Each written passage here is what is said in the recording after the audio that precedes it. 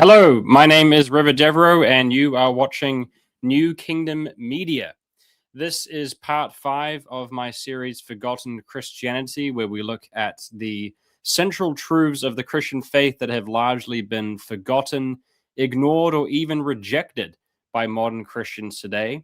This is following on from last week's live stream where we looked at the Old Testament problem, which was perhaps the central controversy of the early church, which is that the Old Testament in its literal sense does appear to contradict the New Testament, and we need to understand why exactly that is. In today's stream, we will be concluding this topic of the Old Testament problem. So, this is, of course, the second attempt at this live stream today. I was live just earlier, and my internet was very bad, and it was very choppy and laggy. I've reset my router, and I've checked my internet speed, and it's very high. So it should all be apparently fine. So we're gonna press on. If there are some more internet issues in the stream, I'm just gonna have to end the stream and sort out what's going on more, and then do this another day. But I've tested my internet speed a bunch of times. It's looking good. So this should all be okay. I'm also now on Chrome. Last time I was on Firefox. Apparently Chrome is much better if you're on StreamYard. So hopefully you'll be okay this time around. All right, so in today's video, what we're going to be doing is we are going to summarize what we have established so far in last week's stream. And then we're going to get back to where we left off, looking at Colossians 2. Then we're going to look at some other parts of the New Testament that seem to speak against the literal sense of the Old Testament law. Then we'll look at how even God himself is portrayed differently in the Old Testament to the New Testament. And then finally, we're going to attempt to resolve this problem of the seeming contradictions between the Old and New Testament. Now, I should just say, I am going to just repeat what I did already today, okay? Just because the internet was really bad, I've deleted the video, so it's not on YouTube. So I'm going to be just covering the same material that we just did not too long ago. So sorry about that if you were there for that, but I'm going to just try and whiz through it, and then we'll pick up where we left off, okay? So let's summarize then what we looked at last week. So far, we've seen that in the early church, there was a unanimous acknowledgement that the Old Testament in its literal sense contradicts the New Testament.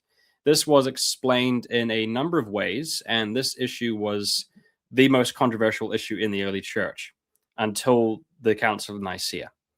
And in the early church, you essentially find 4 main options for how to explain this issue. The options are, number 1, that you must take the Old Testament law and many of its narratives allegorically.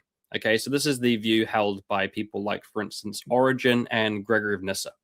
And they'll say things like, well, 1 Samuel 15, where God appears to command genocide, that didn't actually happen. You have to take that allegorically as a metaphor, for instance, the eradication of sinful desires within ourselves. That's probably the most popular way of dealing with this issue in the early centuries of Christianity. The second option, which is held by people like Irenaeus and Justin Martyr, is that because of the baseness of the Israelites, because of their low understanding, God had to accommodate himself to their base ways. And so, for instance, these people, they could only understand God in ways similar to paganism. They could only understand worship as animal sacrifices in a temple. They couldn't comprehend God if he revealed himself to them in his fullness. And so he had to accommodate himself to them. If they're so bent on animal sacrifices in the temple, okay, fine. They can sacrifice to me in a temple with animals, because that's better than them going down the road and sacrificing to a demonic entity in a temple. But also some of the other laws that we find in the Old Testament, like food laws, are actually just simply given as a punishment for their sins. So this view takes the Old Testament literally, rather than allegorically. But it's different to the popular fundamentalist way of seeing the Old Testament because it actually still acknowledges that there are contradictions with the New Testament. And it explains those contradictions by saying it was accommodation and punishment. So it didn't actually reflect God's truth or his will. Okay, the third option is Gnosticism, which is the idea that Yahweh is the demiurge who created the material realm as a poor and useless attempt to replicate the spiritual realm. And he gave the law to his people, but he didn't understand the true law. He could only see the shadow that the true law cast on his material realm, and so he could only interpret that law in fleshly ways. All right. And then the fourth option is Marcionism, which is similar to Gnosticism, but we're not entirely sure about exactly what Marcion believed or what Marcionites believe, since some of their writings are extant. But essentially, it's very similar. Yahweh is not God the Father. He is an evil demon and usurper.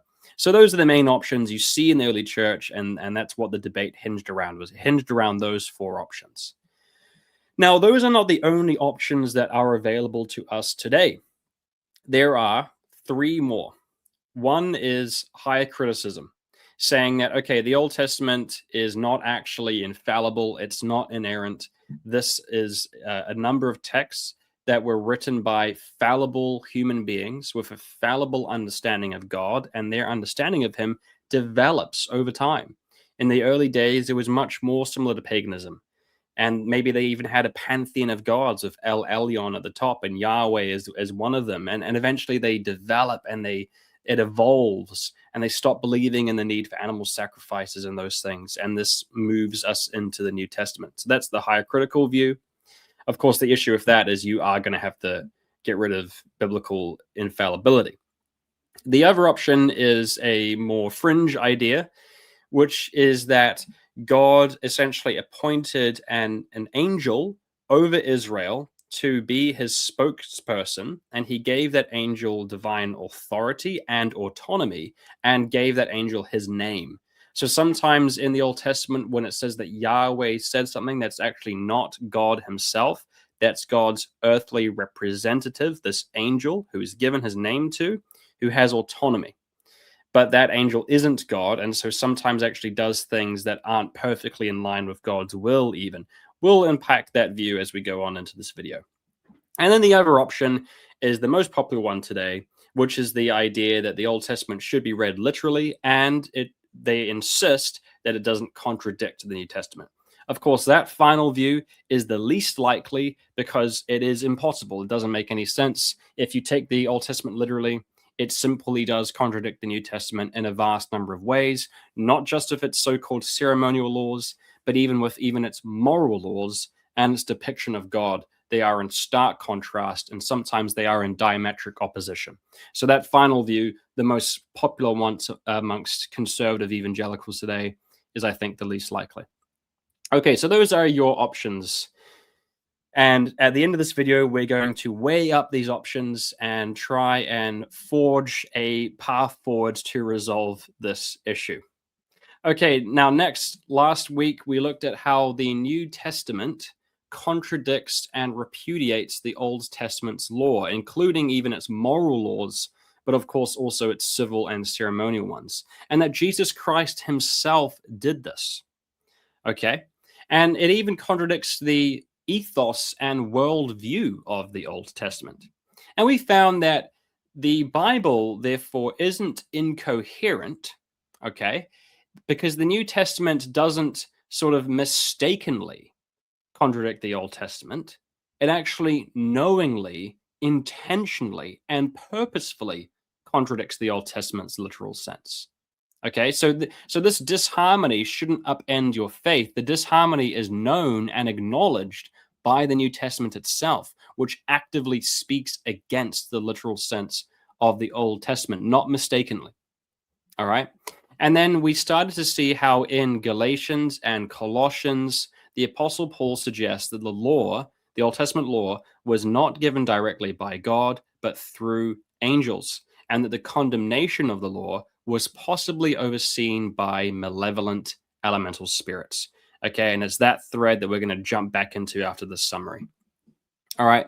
And then finally, we saw how this whole issue is connected to and is a part of the wider issue of the flesh versus spirit dichotomy, which is central in the New Testament and central in the early church. So before we get back to where we left off last week, let me now summarize that issue, because that issue is absolutely key to understanding this issue and the New Testament itself and the early church fathers. Okay.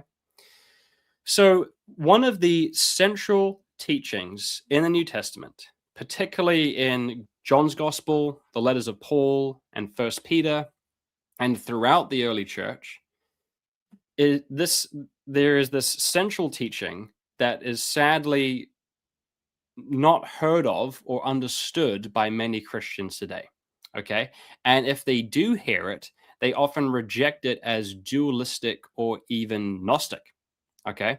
But this is very unfortunate, because not only is this key teaching that we find in the New Testament and the early church, not only is it one of the core ideas of Christianity, but it is of such importance and significance that if someone does not believe it or understand it, then many other Christian teachings will not be properly understood either. And certainly some of Paul's epistles, such as Galatians and Romans, will not be properly understood at all. The teaching is this: there are two states of existence which correspond to two different realms or worlds within the cosmos. There is a fleshly existence within a fleshly realm, and there is a spiritual existence within a spiritual realm. When we human beings are born, we are born in the flesh, into the fleshly realm. And our natural state is to live according to the flesh. But the flesh is inherently mortal and perishable. And so we are destined to die. Moreover, living according to the flesh cannot please God, because the ways of the flesh are opposed to his ways, which are the ways of the Spirit. Living according to the flesh means being focused on fleshly desires and lusts. It means being tossed to and fro by your fleshly impulses. It means having your life be governed by the desire for sexual gratification, the stimulation of drugs and alcohol, the accumulation of wealth, riches, and possessions, and the desire to seek revenge or maintain power through force and violence. When we live according to the flesh, we are lustful. We crave fleshly things. We are angry. We are judgmental, judging people by their flesh, dividing people along fleshly lines due to their race or gender. And so we become selfish. And since our desire is for things that are perishable, for pleasures that do not last, for possessions that can be stolen or destroyed, which we cannot take with us after we die, we are unhappy, because nothing ever fully satisfies us. But importantly, living according to the flesh doesn't just mean being focused on fleshly pleasures or possessions. It also means having a fleshly religion. St. Paul tells us that God's true law is spiritual, and the fulfillment of that law is to love God and love your neighbor, because God is love, eternally and essentially love. And so his true law comes out of who he is, love. And so that true law is eternal: love God and love your neighbor. But when the light of God's true spiritual law shines upon the fleshly realm, it casts a shadow, a fleshly shadow. And that shadow of the law is what we find in the Old Testament, which is repeatedly called a shadow and figure or copy of the truth by the New Testament. For instance, we know that true circumcision is to put off our fleshly way of life and have our hearts be purified by the Spirit. But the fleshly shadow of that law which is cast when its light shines on the fleshly realm, is the Old Testament's commandment that we have to circumcise our foreskin. It takes a spiritual principle of spiritual circumcision, and its shadow is a fleshly commandment about the circumcision of the flesh of your foreskin. We know that true purity is to be kept clean and undefiled by impure thoughts and impure deeds, which alone can defile us, as Jesus says. But the shadow of this truth is the fleshly food laws of the Old Testament, which are commandments about staying away from the flesh of unclean animals and not eating food like pork and shellfish, even though the New Testament repeatedly says that no food is unclean. We know that God's true temple is a spiritual temple in Christ, and that we are part of this temple when our hearts are filled with the presence of God's Holy Spirit. But the shadow of this truth is the Old Testament's commandments about building an earthly temple made by hands. Okay, and we know that God Most High does not dwell in such temples. And since He is Spirit, He wants us to worship Him in spirit and truth, not in that temple or on that mountain, as Jesus says in John 4. We know that God's true sacrifice is to make our lives a living sacrifice dedicated to His glory, and that Jesus Christ alone offered the perfect sacrifice due to His perfectly obedient life. But the shadow of this truth is the Old Testament's laws about animal sacrifices, even though God does not delight in such sacrifices and does not require burnt offerings, but wants a contrite heart, as even the Old Testament says. We know that God's true land and kingdom is a spiritual and heavenly kingdom that does not come with observation so that you can say, here it is or there it is, but it is within you, in your heart. And since it is from above, it cannot be defended by force or violence. But the shadow of this truth is the Old Testament's perspective that God's kingdom is the earthly kingdom of Israel, a land with definable borders and defended and spread through violence. Now, when we live in the fleshly realm and live in the flesh, we are under obedience to this fleshly shadow of the true law, which is in fact spiritual. And this leads to a problem, which is that Paul tells us clearly in Galatians 3-4 and Colossians 2 that when we're under the fleshly law, we're held under condemnation and are cursed by elemental spirits, by principalities and powers, by archons who use the law against us to accuse us of sin. Because the fleshly law, as Hebrews says, is useless and completely unable to purify us. Instead, all it does is serve as a confirmation and reminder that we're in the flesh, because the law itself is fleshly, and the law itself is unable to purify our conscience. And so living in the flesh, being in the fleshly realm, we are focused on fleshly desire, enslaved to sin, and are bound to a fleshly law, and thus imprisoned under the condemnation of elemental spirits. And we are in what Paul calls the domain of darkness, under the prince of the power of the air, who he also refers to as the God of this world, who Jesus calls the ruler of the world, in whose hand, John tells us, lies the whole world. In this state, we are cut off from God, for God is spirit. We do not live according to his ways. We do not live according to his true law, and we are not in his kingdom. But there is good news. When Jesus came, he proclaimed the good news of the kingdom of heaven and told us to be baptized so that we might be reborn in the spirit and live in his spiritual kingdom. That way, as Paul says, we are delivered from the domain of darkness and are transferred into the kingdom of God, where we are seated in the heavenly places, far above the rules and authorities that condemn us. Jesus came in the likeness of sinful flesh, and by obediently dying on the cross, he condemned sin in the flesh. He then died to the flesh and was raised in the spirit, as 1 Peter tells us. And when he died, He set aside the fleshly shadow of the law and all its ordinances and commandments and nailed it to the cross, thus abolishing it. And in so doing, he triumphed over the principalities and powers and disarmed the elemental spirits who used the law to condemn us. Now, when we are baptized into Jesus, we are mystically baptized into his death and are reborn in the Spirit. We have crucified the fleshly world of its desires and walk in newness of life. This means that by the Spirit, we can now resist our fleshly desires. We now have a new heart that does not long for perishable things like sex, drugs, money, power, and revenge, but longs for spiritual things like peace, chastity, love, and forgiveness. We no longer consider anyone, not even Christ, Paul tells us in 2 Corinthians 5, according to the flesh.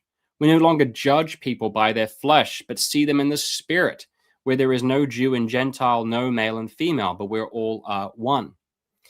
And therefore we renounce wealth and the accumulation of money, and instead give it away for the poor, from each according to his ability, to each according to his need, as the book of Acts says. We renounce our fleshly lusts and live in chastity and purity, but we also renounce the fleshly religion that is the shadow of the law. And so we no longer require the circumcision of the foreskin, but have received the circumcision of our heart.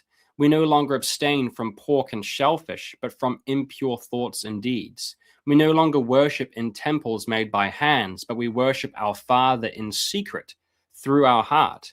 We no longer sacrifice animals and make burnt offerings, but we've turned our lives into living sacrifices and offer only the death of Jesus to make propitiation for our sins. And since we've died to the law and to the flesh and have been seated in the heavenly places, we are no longer under its condemnation, but we are now under only grace. And without the law's dividing wall of hostility, we are adopted as God's own children, no longer slaves, but heirs, inheritors of his blessing, which is eternal life.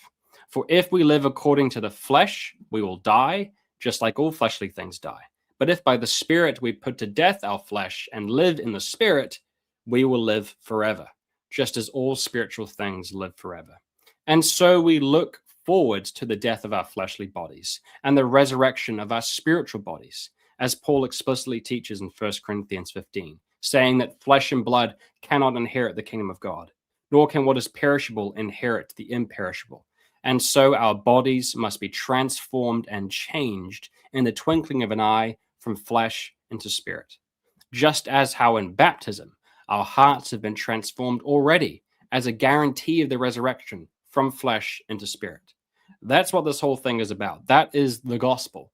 That's the message of the New Testament and the teaching of the early church. And it's only within this paradigm of the flesh versus the spirit that we can properly understand why the early church fathers and the New Testament demand a voluntary form of socialism and strict sexual chastity, and crucially, why the New Testament and the early fathers spoke against the literal sense of the Old Testament, because we no longer regard it according to its fleshly sense, but according to its true spiritual and allegorical sense, looking not to the shadow of the truth, but to the truth itself. And this is why Jesus died and was risen again, so that we could die to the flesh, to the fleshly world, having crucified the world and been raised in the spirit with him, so that by being united to him, we too might die in the flesh and crucify the world and be raised in the spirit, walking in newness of life. The New Testament is explicit and crystal clear about all of these things. But what it's not clear about is why and how this all happened. And this is why we can now understand why Origen held to his controversial ideas and why the Gnostics developed their beliefs, because they were trying to explain what happened. For Origen, we already existed before we were born in the flesh in the spiritual realm. We pre-existed as spiritual beings, one with God, where there is no male and female, and where we are only under the spiritual law. But we rejected God and fell. And when we fell, God constructed the fleshly realm to catch us so that he could bring us back home. But in this fleshly realm, evil spirits also began to rule over us. And God gave us the law, which was an allegory for his spiritual truth in fleshly forms for a fleshly people. For the Gnostics, the creator of the fleshly realm was not God, but was a clueless demiurge who tried to replicate the spiritual world, but could only create a perishable and flawed material copy of it. And he tried to give us the law, but he could only see its shadow cast on his fleshly construction, and so could only give us a fleshly version of the law. And rather than using that law to help us, he and his angelic minions only used it to further imprison us in his fleshly cage. But the Son of God came down from the spiritual realm to rescue us from the demiurge's prison, to bring us into the heavenly places. However, for the greatest of the church fathers, men like St. Gregory of Nyssa and St. Maximus the Confessor, they said that once we were not in the fleshly realm or the spiritual realm. We were in an in-between place in the Garden of Eden, where heaven and earth met. We were originally neither spiritual nor fleshly, but were something in between. We were psychical, as Paul says in 1 Corinthians 15. Heaven and earth were separate, but not divided. Male and female were separate, but not at enmity. God and man were separate, but not estranged. And the goal was for humanity to mature and ascend from being psychical to being spiritual, so that heaven and earth would become one. Male and female would become one. God and man would become one. That was the goal. But rather than mature and ascend, we instead fell into immaturity and descended into the flesh. Banished from Eden, we entered the fleshly realm, and then was put under the imprisonment of elemental spirits. But Jesus came so that we could die to this realm and ascend into the spiritual realm, where we were always intended to go, where heaven and earth are one, where God and man are one, where there is neither male nor female. For such fathers, that is the story of the Bible, the story of the cosmos. And that is the story that you are a part of. And so be baptized. Be united to Jesus Christ by faith, and then die to the flesh. Stop living for perishable things and finite pleasures, and live for imperishable things and infinite treasures. Stop having a fleshly religion that revolves around dietary restrictions, the length of your hair, animal sacrifices, temples made by hands, and serve God in the Spirit. God loves you and sent his Son to deliver you from your fleshly life, from this fleshly realm, from this cycle of unhappiness that you're in, so that now you can serve him by fulfilling the true law, which is simply to love God and love your neighbor as yourself. And this is the only way that you can be happy. This was always the way to live, because God is love. And so the only way to live is to also love. That's the only way to be happy and the only way to have eternal life. So that's the summary of the issue. The Old Testament's literal sense is fleshly. The Old Testament's allegorical sense is spiritual. Its literal and fleshly sense does contradict the New Testament, but its allegorical and spiritual sense does not. All right. That brings us to where we left off when we tried to do the stream earlier, but my internet crashed out, just like I'm probably going to crash out. Can someone put in the chat just to confirm that the internet and stuff is good now? Like, we can keep on going with this stream. I don't want to have another situation where I have to redo this. So can someone please just put in there if it's okay for me to keep going with this, or if the internet is also very bad. It seems fine on my end, so, but I can't be sure how it is on your end. All right. Great. It's good. Okay, go. All right. Looks like it's doing good. All right. So then we are now going to finally jump into Colossians 2, which is where we left off last week. All right. And we're going to be looking at how the New Testament has this idea that the law wasn't given by God directly, but was through angels, that its condemnation is overseen by elemental spirits. Then we'll look at how the Old Testament portrays God quite differently to the New. And then, of course, finally, we are going to try and resolve this whole problem. Let me have a sip of this drink.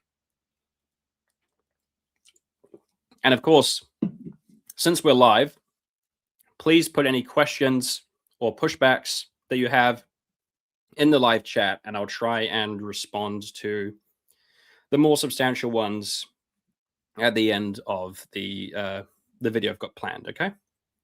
All right, so then, Colossians 2, starting from verse 8, this is what it says. See to it that no one takes you captive by philosophy and empty deceit, according to human tradition, according to the elemental spirits of the world, and not according to Christ. For in him the whole fullness of deity dwells bodily, and you have been filled in him, so you're in him, who is the head of all rule and authority. He's above those rules and authorities. In him also you were circumcised with a circumcision made without hands. That's a spiritual circumcision, not the literal one, not the shadow of it in the Old Testament, by putting off the body of the flesh by the circumcision of Christ. Okay, so the true circumcision, the spiritual one, is putting off the whole body of the flesh, renouncing the whole fleshly way of life that you have. The shadow and allegory of that is the circumcision of the foreskin. Okay, so in him you were circumcised with a circumcision made without hands by putting off the body of the flesh by the circumcision of Christ, having been buried with him in baptism, in which you were also raised with him through faith in the powerful working of God who raised him from the dead. Okay, so this circumcision, putting off the flesh and walking in newness of life, happens in baptism, because in baptism you die to the fleshly world and you're raised in the spiritual world, seated in the heavenly places in Christ Jesus, as Paul says in Ephesians 2. Okay. Now, note that at the start of this passage, Paul said, don't be led astray from this teaching according to human tradition and according to elemental spirits of the world, showing that the source of the law is possibly a mixture of those things. You could see it that way. Now, he continues. And you who were dead in your trespasses and the uncircumcision of your flesh, God made alive together with Christ, having delivered us from our trespasses by canceling the record of ordinances that stood against us with its legal demands. Okay, that's the Old Testament law. So God made you alive by canceling the record of ordinances that stood against you by nailing it to the cross. Okay, this he set aside, nailing it to the cross. And in so doing, he disarmed the rulers and authorities, that's the archons, and put them to open shame by triumphing over them in him. Okay, so by abolishing the law, he triumphs over the archons, these malevolent angelic beings. This shows you that they're clearly the ones using the Old Testament law to condemn you, to accuse you, right? They're acting as a Satan. Satan means accuser. Okay? And so we see this idea that the law was not imposed by God directly, right? Now, Paul continues, therefore, okay, so since Christ has nailed the law to the cross and therefore triumphed over the principalities and powers, therefore, let no one pass judgment on you in questions of food and drink, or with regard to a festival or a new moon or a Sabbath. These are a shadow of the things to come, but the reality belongs to Christ. Okay, so you're no longer condemned by the law on account of what you eat or drink. This is about, you can't eat pork and shellfish because it's unclean, or you have to celebrate Passover or something. No, because those are a shadow of the things to come. But now that Christ has come, that shadow has gone away, and we only have the true light of God's true spiritual law. And so we're not under the condemnation of the fleshly law. We're not under the condemnation of the elemental spirits who use that fleshly law to condemn those in the flesh. Okay, because since they're elemental spirits, They reside over the elemental world of the flesh. Okay. So we're already seeing here in Colossians 2, really what I've been saying this whole time. And it's right here in Paul. And so many people have not seen this before, haven't heard this before, haven't heard anything like it before. But here it is. This is what Paul is quite clearly saying. Paul continues, if with Christ you died to the elemental spirits of the world. How did you die to them? Because you died to the flesh, died to the fleshly realm. We've crucified the world. So you're no longer under them. You've been seated above them, above all rule and authority in the heavenly places in Christ Jesus. If with Christ you died to the elemental spirits of the world, why? As if you were still alive in the world. Look at that. Why? As if you were still alive in the world, meaning you're not alive in the world. You've died to the world. You've left the fleshly world. If with Christ you've died to the elemental spirits of the world, why, as if you were still in the world, do you submit to regulations such as do not handle, do not taste, do not touch, referring to things that all perish as they are used? Okay, look at that. Now, this whole, don't touch, don't handle, don't taste, this obviously refers to the Old Testament cleanliness laws. Don't taste the meat of unclean animals. Don't touch unclean people like lepers and women with discharges of blood. Don't handle things like the Ark of the Covenant. These are all fleshly. It's about controlling your flesh, what you can touch, what you can taste, what you can handle. It's a shadow of the law. That's a fleshly shadow for people who are in the shadow of the fleshly world. But now that you've died to the world, you've died to the elemental spirits, you've left this way of seeing things. You're no longer under that condemnation. You're now only under grace, and you follow the fulfillment of the law, which is to love God. Okay. Now, so he says, why do you submit to regulations like do not handle, do not taste, do not touch, referring to things that all perish as they are used, as in it's perishable, it's fleshly. He then says, according to human precepts and teachings. Now, when people sometimes hear this, they assume that must refer to something other than the law. But of course, the whole point Paul is making is that the law is not directly of God. Okay, and so we do see here another sense in which perhaps some of these laws were human inventions, okay, which might give credence to a mild form of higher criticism. Okay, so that is Colossians 2. It's really clear, isn't it? And maybe some of you watching this are thinking, gosh, that really is clear. How did I never notice that before? I don't know. It's just one of those things. Sometimes it just goes in one ear and out the other. And fundamentalist preachers and theologians and stuff have an amazing ability to completely mask over and whitewash and obfuscate the actual truth that's staring them in the face. And here it is right here. Okay, so now we're going to go to Ephesians 2, and where Paul says something very similar. He says from verse 11, remember that at one time you Gentiles in the flesh, who are called the uncircumcision by what is called the circumcision, which is actually made in the flesh by hands, so the letter of the law is fleshly. Remember that you were at one time separated from Christ, alienated from the commonwealth of Israel, and strangers to the covenants of promise, having no hope and without God in the world.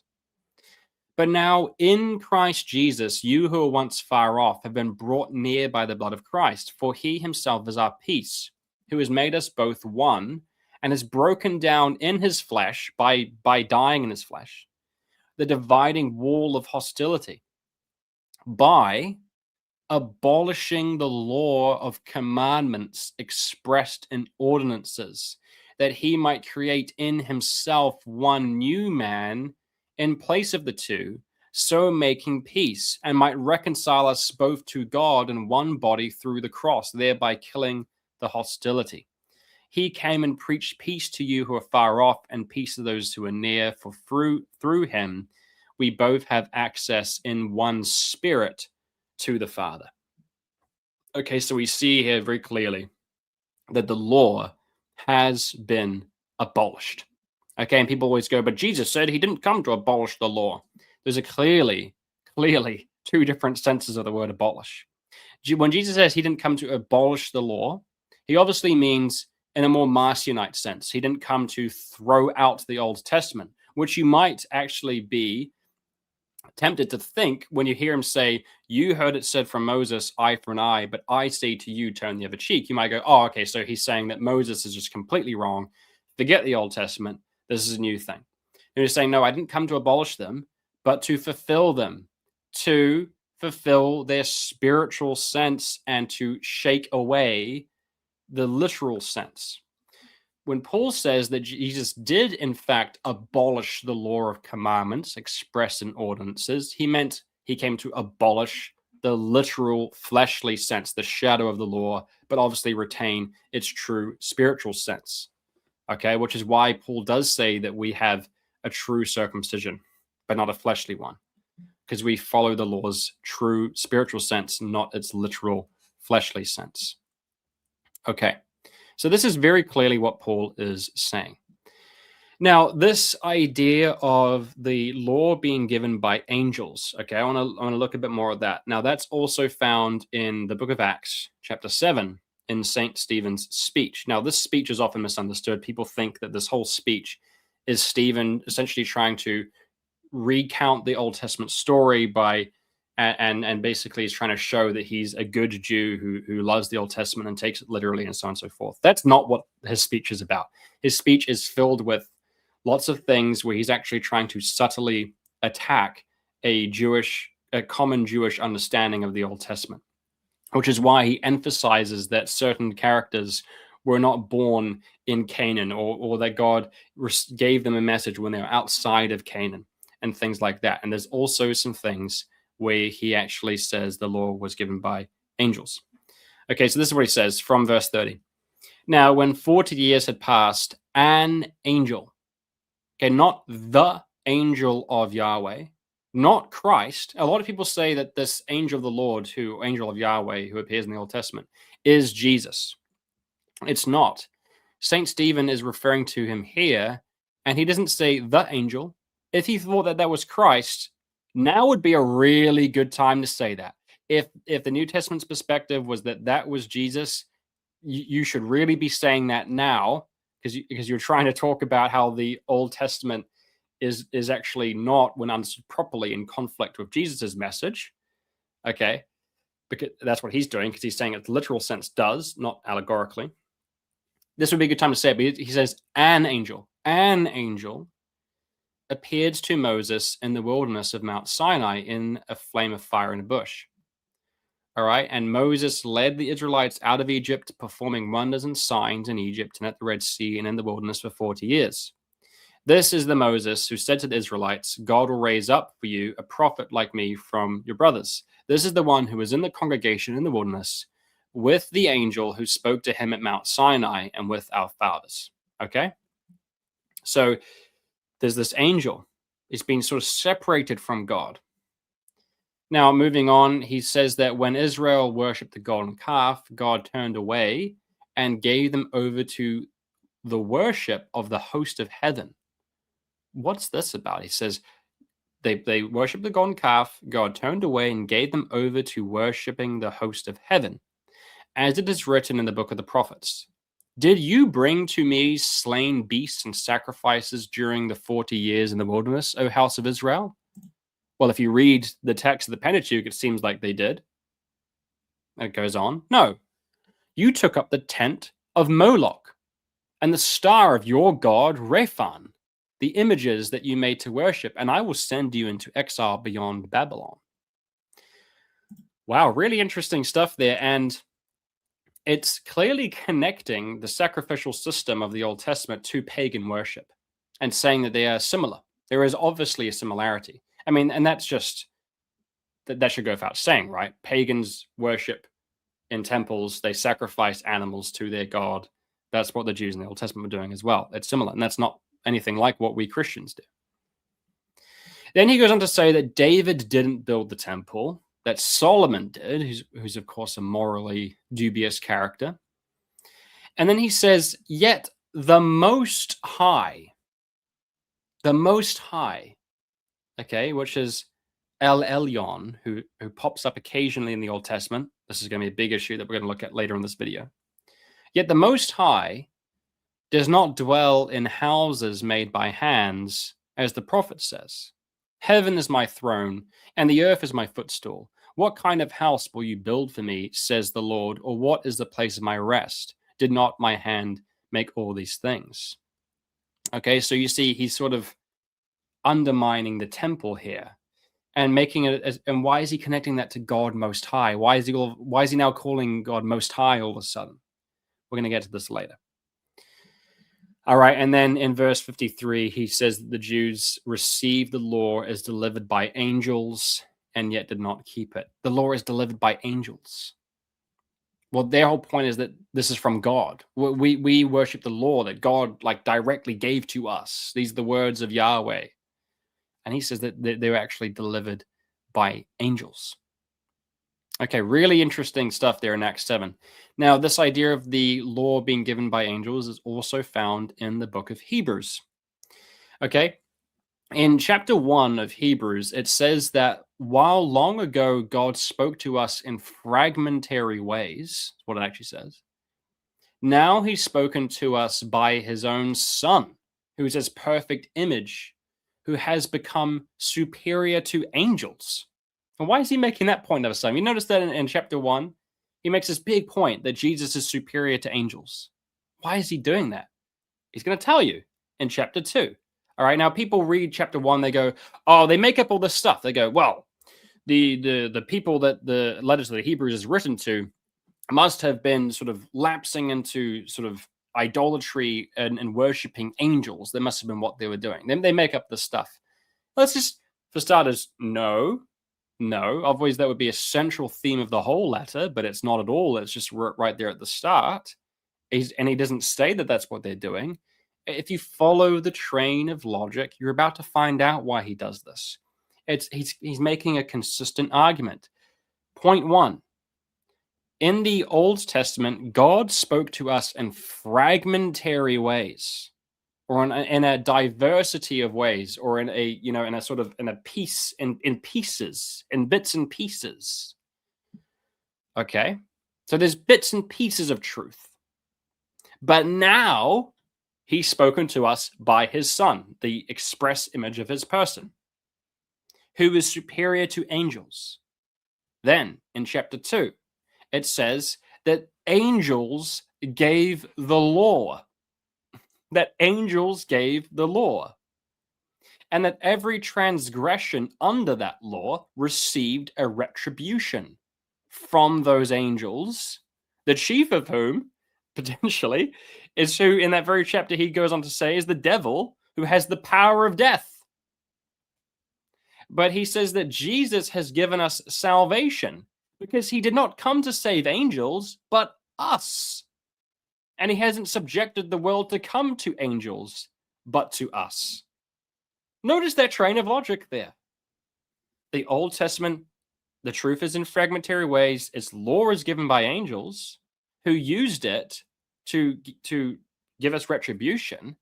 Jesus, however, is superior to angels. He's come and he's the direct image of God who reveals his truth in its fullness, and has come to save us.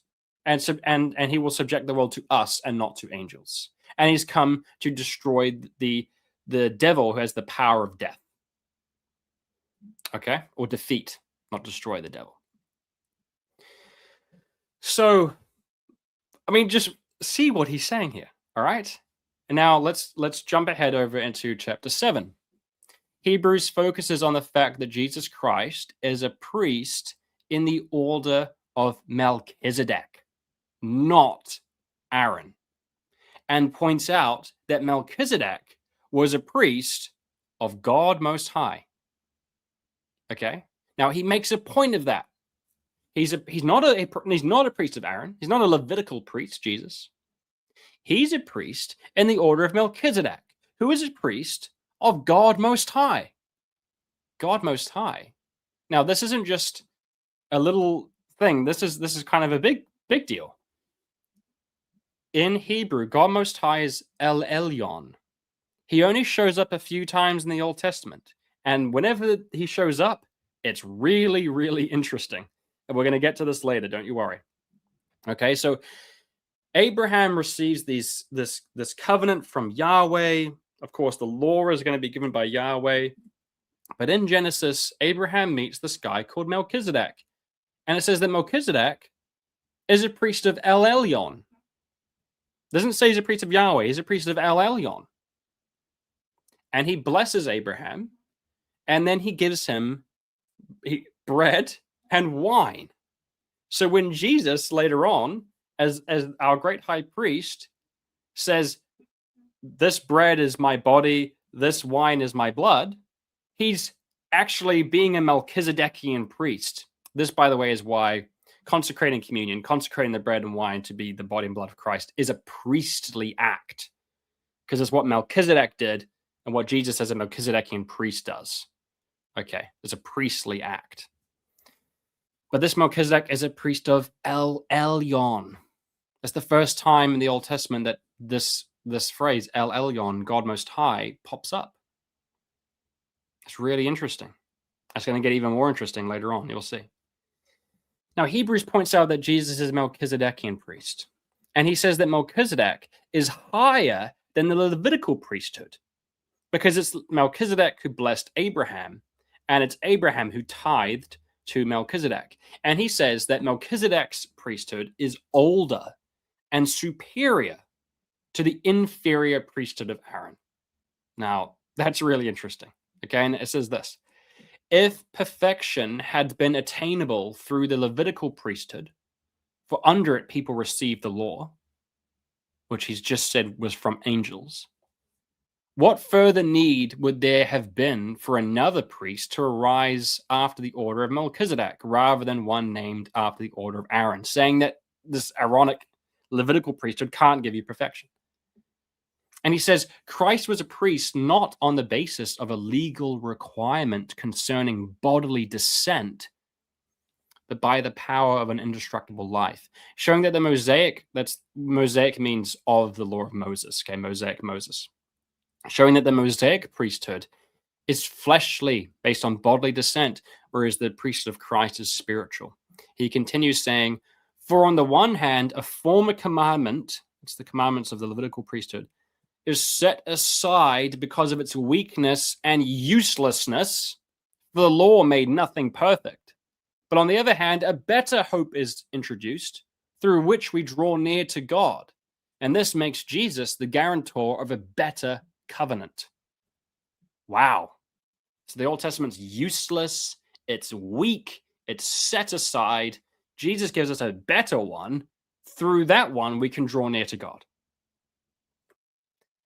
Okay, and then chapter 8, Hebrews says that the Old Testament law was just a copy and shadow of the heavenly things put in fleshly form. So needing to enter the true spiritual temple is represented in a shadowy form as needing to enter an earthly tent made by hands. But it says, but Christ obtained a ministry that is as much more excellent than the old, as the covenant he mediates is better, since it's enacted on better promises. For if that first covenant had been faultless, he's saying it's faulty, there would have been no occasion to look for a second. In speaking of a new covenant, he makes the first one obsolete, and what is becoming obsolete and growing old is now ready to vanish away. Okay, so the old law is faulty and obsolete, and it's going to vanish away. Why? It's perishable. Why is it perishable? Because it's fleshly. It belongs to the fleshly realm, the perishable realm. It's a shadow of the eternal truth, and it's therefore perishable. Then in chapter 9, it says, but when Christ appeared as a high priest of the good things that have come, then through the greater and more perfect tent that's not made with hands, that is not of this creation. See, look, here it all is, guys. He came, okay, through the greater and more perfect tent, the spiritual temple, not one that's made with hands, that is of this creation, not a fleshly temple. He entered once and for all into the holy places, not by means of the blood of goats and calves, but by means of his own blood, thus securing an eternal redemption. And then in chapter 10, since the law was but a shadow of the good things to come instead of the true form of these realities. Look at that. So how on earth can you say that the Old Testament should be taken literally? It's not the true form of reality. It's just a shadow of it. What's a shadow but an allegory? It can never, by the same sacrifices that are continually offered every year, make perfect those who draw near. For it is impossible for the blood of bulls and goats to take away sins. Consequently, when Christ came into the world, he said, sacrifices and offerings you have not desired, but a body you have prepared for me. In burnt offerings and sin offerings you have taken no pleasure. Okay, so we see that Hebrews is definitely very negative towards the law of Moses, calling it useless, faulty, a mere copy and shadow of heavenly things, but not the true form, unable to save, unable to perfect you, based on the flesh and not the spirit, put in place by angels and not God, and revolving around a Levitical priesthood that is temporary and fleshly, whereas Christ is a priest of El Elyon, as Melchisedec was, and the redemption that he has attained is eternal and perfect. That's what the book of Hebrews is saying.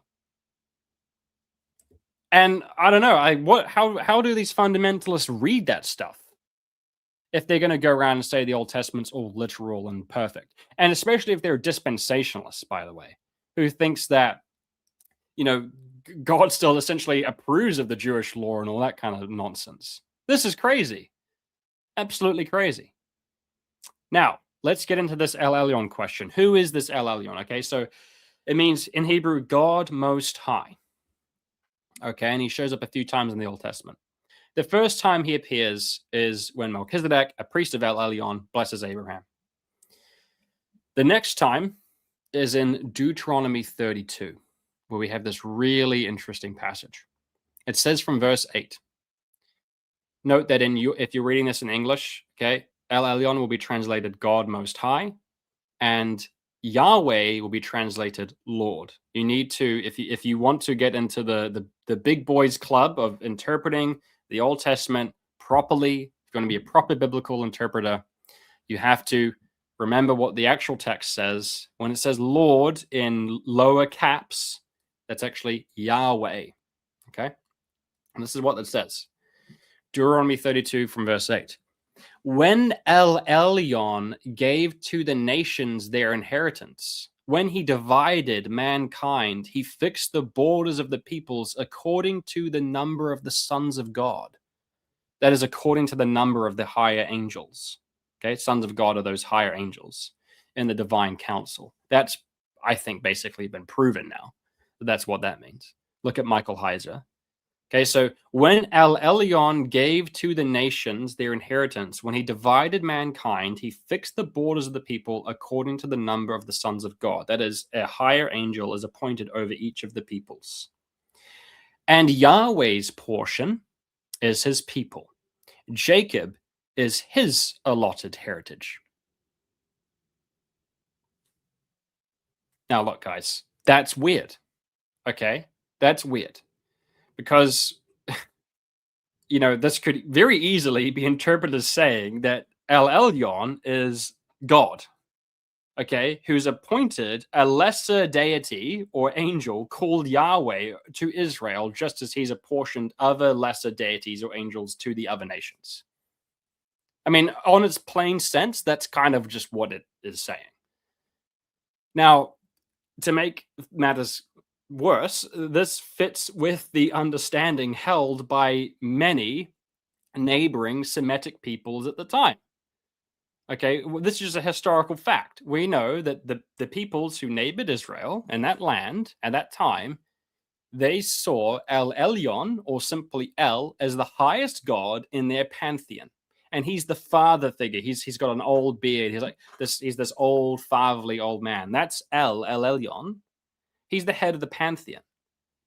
Okay, so for instance, the Canaanite text discovered at Ugarit shows El as the head of the divine council and the father of the gods beneath him, such as Baal, who's the Canaanite storm god. Just like how scholars believe that Yahweh was the storm god of Israel, who eventually became their top god. Okay, and Yahweh and Baal are strikingly similar. So Yahweh might just be Baal, but for the Israelites. That's how they see it. Okay. And, many groups within the Middle East would indeed give the chief god of their pantheon the epithet Most High. Okay. So here in Deuteronomy 32, you could be seeing a earlier version of the Hebrew people's religious system, where they have a pantheon of gods, and at the top is El Elyon, and their appointed god, their patron god, is Yahweh. Okay, just like how for other people their patron god was Baal, and like Baal was their top god, who they spent all their time worshiping, even though they actually believed that above him was El Elyon, the top of the pantheon. All right, now you could very much read it that way, but you don't have to read it that way. You could read it where the name El Elyon there and Yahweh in verse 9 are interchangeable.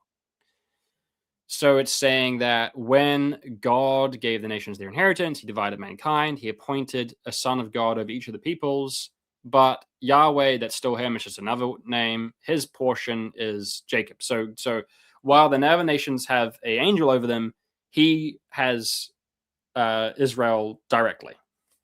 Okay, so that's how you could see it. That's how Michael Heiser argues for it in his book, The Unseen Realm. Okay.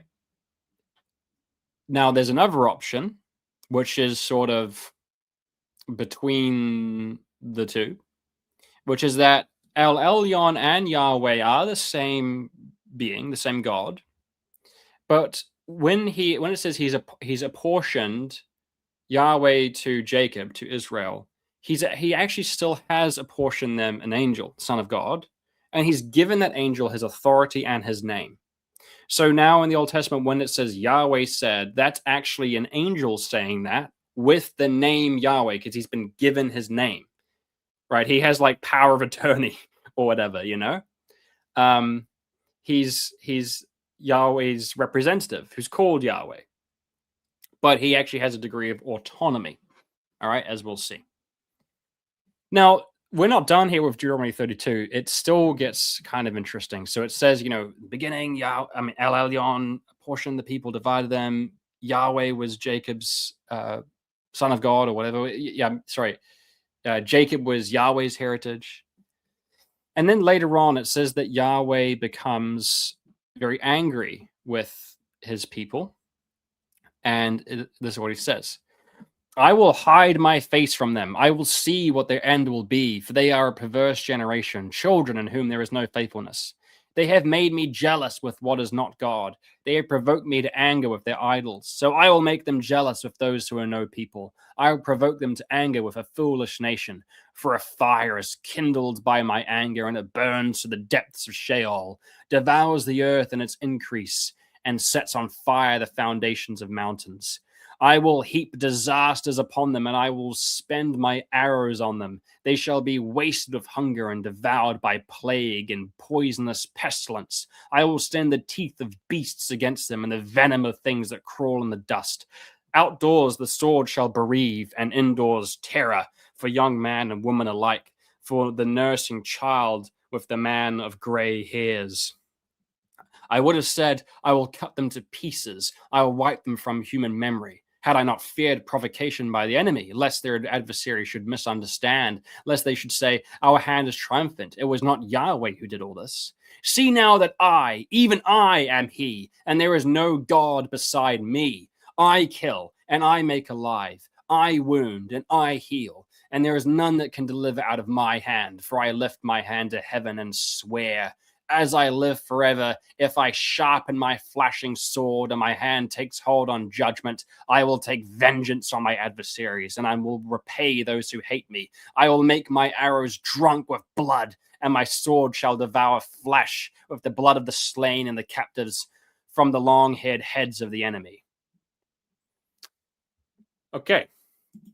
So you could call this an angry outburst. You notice a few things. He's going to take vengeance on those who hate me, and of course Jesus says to love those who hate you. But it's worth noting, just so that what I want to do here is I just want you to understand how each of the early church positions are going to interpret these texts. Okay. So it's worth noting that in the Gnostic texts that you'll find in the Nag Hammadi library, texts like the Apocryphon of John, it quotes Yahweh's claim here that he alone is God. I'm he and there's no God besides me. They quote that and interpret it as proof that he is the demiurge, who did not realize that there actually was a higher God above him, who's El Elyon. Okay, since he's created without understanding, long story how that all happens. And so they see his angry outburst here as proof that he's a wrathful and vengeful deity, unlike the merciful and loving Father revealed by Jesus Christ, who actually is El Elyon.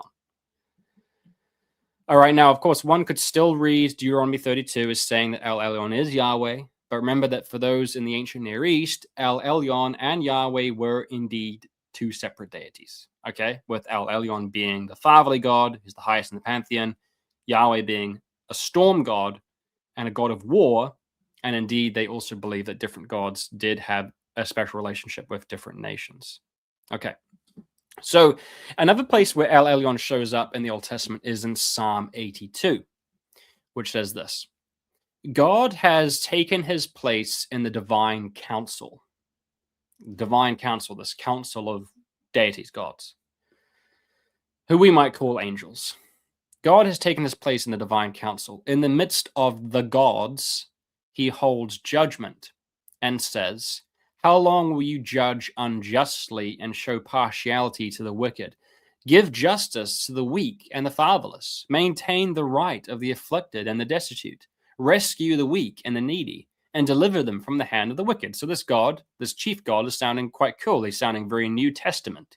He's caring about the weak and the fatherless, the afflicted, the destitute, the weak and needy. Okay, he says about the gods of the gods, they have neither knowledge nor understanding. They walk about in darkness, and all the foundations of the earth are shaken. I said, this is the chief God speaking. I said, you are gods, sons of El Elyon, all of you. Nevertheless, like men, you shall die and fall like any prince. Arise, O God, judge of the earth, for you shall inherit all the nations. Okay, so we see here again evidence that El Elyon is seen as the highest god in a pantheon of lesser deities, which is exactly what the neighboring peoples believed. There's a pantheon, and El Elyon's at the top of the divine council, of the pantheon of the gods. And that is reflected here in this psalm. Okay. But again, otherwise, there's like Michael Heiser's view, which is that El Elyon is Yahweh, and that this God is ruling over a divine council of angels who fell and became malevolent. Okay, so there's other ways to interpret this. And then, so there's a higher critical view. The Bible has text that represents an early view that there's a pantheon of gods. They eventually morph into monotheism, so Yahweh and El Elyon become the same God, and this matures into the New Testament. There's a Gnostic view that El Elyon is the chief God who resides over these aeons, and then you've got Yahweh, this demiurge, who's this angry God who thinks that he alone is God. So when he says there's no other God but me, he thinks that's the case, but he's actually mistaken. He sees the shadow of the law and gives that to his people. Okay. And then there's, of course, the allegorical approach, which interprets these texts allegorically. We'll get to that at the end. Now, back to this whole God Most High business. Remember that El Elyon means God Most High. Moving into the New Testament, this God Most High thing comes up in a few strange places. The angel Gabriel says to Mary that it is God Most High that will overshadow her, and her child shall be called Son of God Most High. Now note, remember, in the New Testament, the word Yahweh never, ever shows up. It doesn't show up. That's why Christians still have this custom of not even having Yahweh in the Old Testament text. We just write it as Lord. We don't call God Yahweh anymore. Unless, there's these Jehovah's Witnesses. You have to call God Jehovah. Okay, that's interesting. And here in the New Testament, Gabriel says it's God Most High that will overshadow you. And then when Jesus teaches the people in Luke to not hate their enemies, but to love them, he says this is how they will become sons of the Most High. And when demons encounter him, they always address him as Son of the Most High. The demons say that, you're Son of the Most High.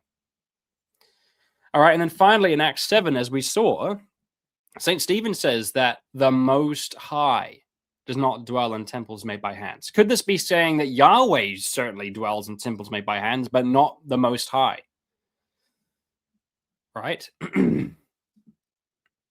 Okay, that's one way of seeing it. We're going to get to this later on. We're going to sort out what I actually think and how to resolve all this. I'm going to have a sip of my drink. Losing my voice a little bit.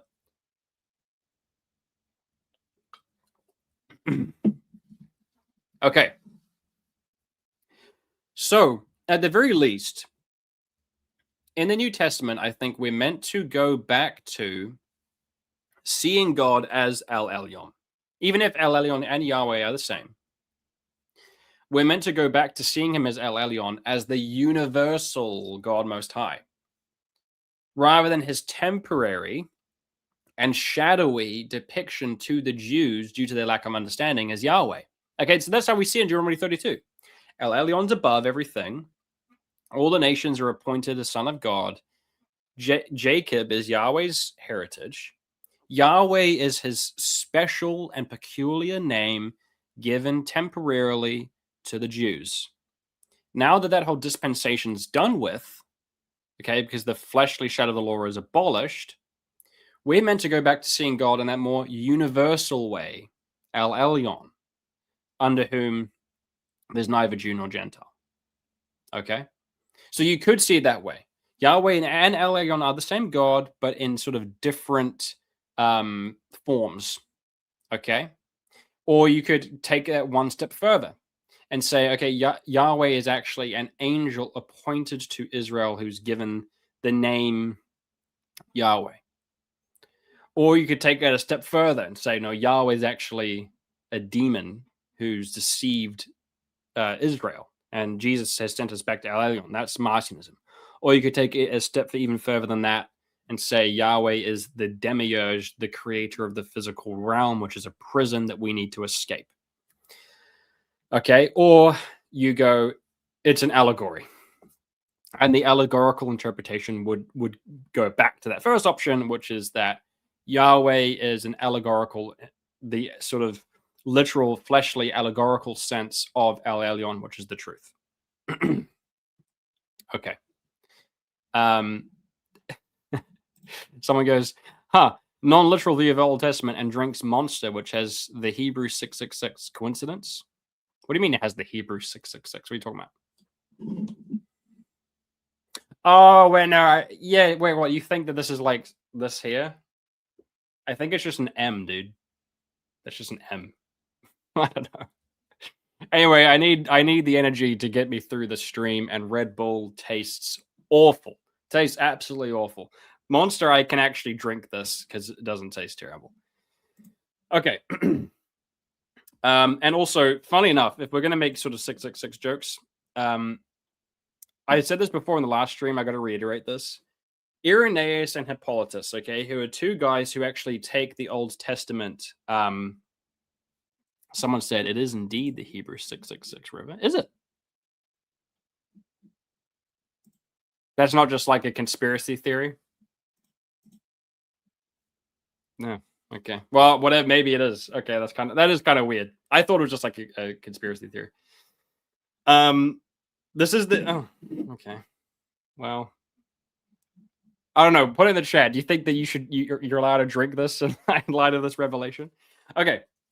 So speaking of the 666 thing, the church fathers like Hippolytus and Irenaeus, who took the Old Testament very, very literally, they're the ones who said that when someone comes along who fulfills the Old Testament prophecies literally and actually rebuilds the temple, restores the kingdom and its original borders to Israel, and so on and so forth, that person will be the Antichrist and the son of the devil.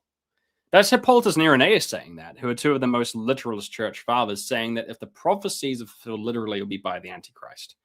So this idea that not taking the Old Testament literally is sort of like Antichrist behavior. It's actually quite literally the other way around. And I'm sorry, I couldn't help myself but make that point. I've got one more question here I want to look at, and then we're going to get back to the stream.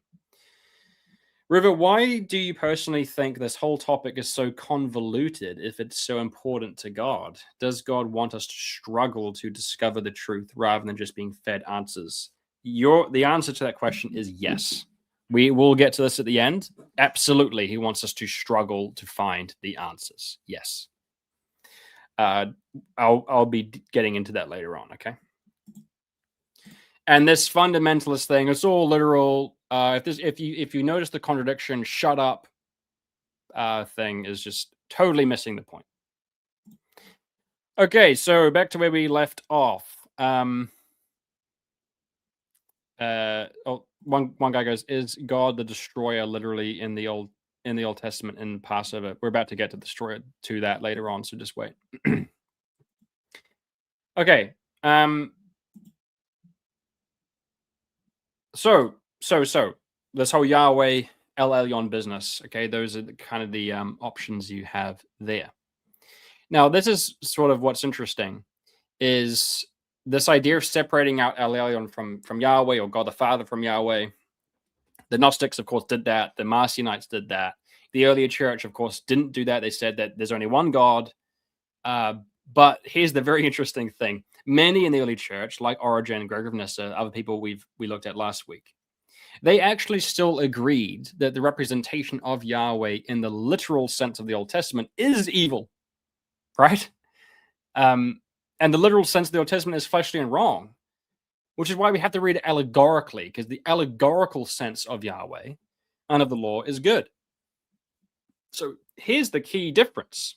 Ironically, it is the Gnostics who take the Old Testament literally and retain its literal sense and say that Yahweh did literally say and do these things and literally did prescribe the law in its literal sense.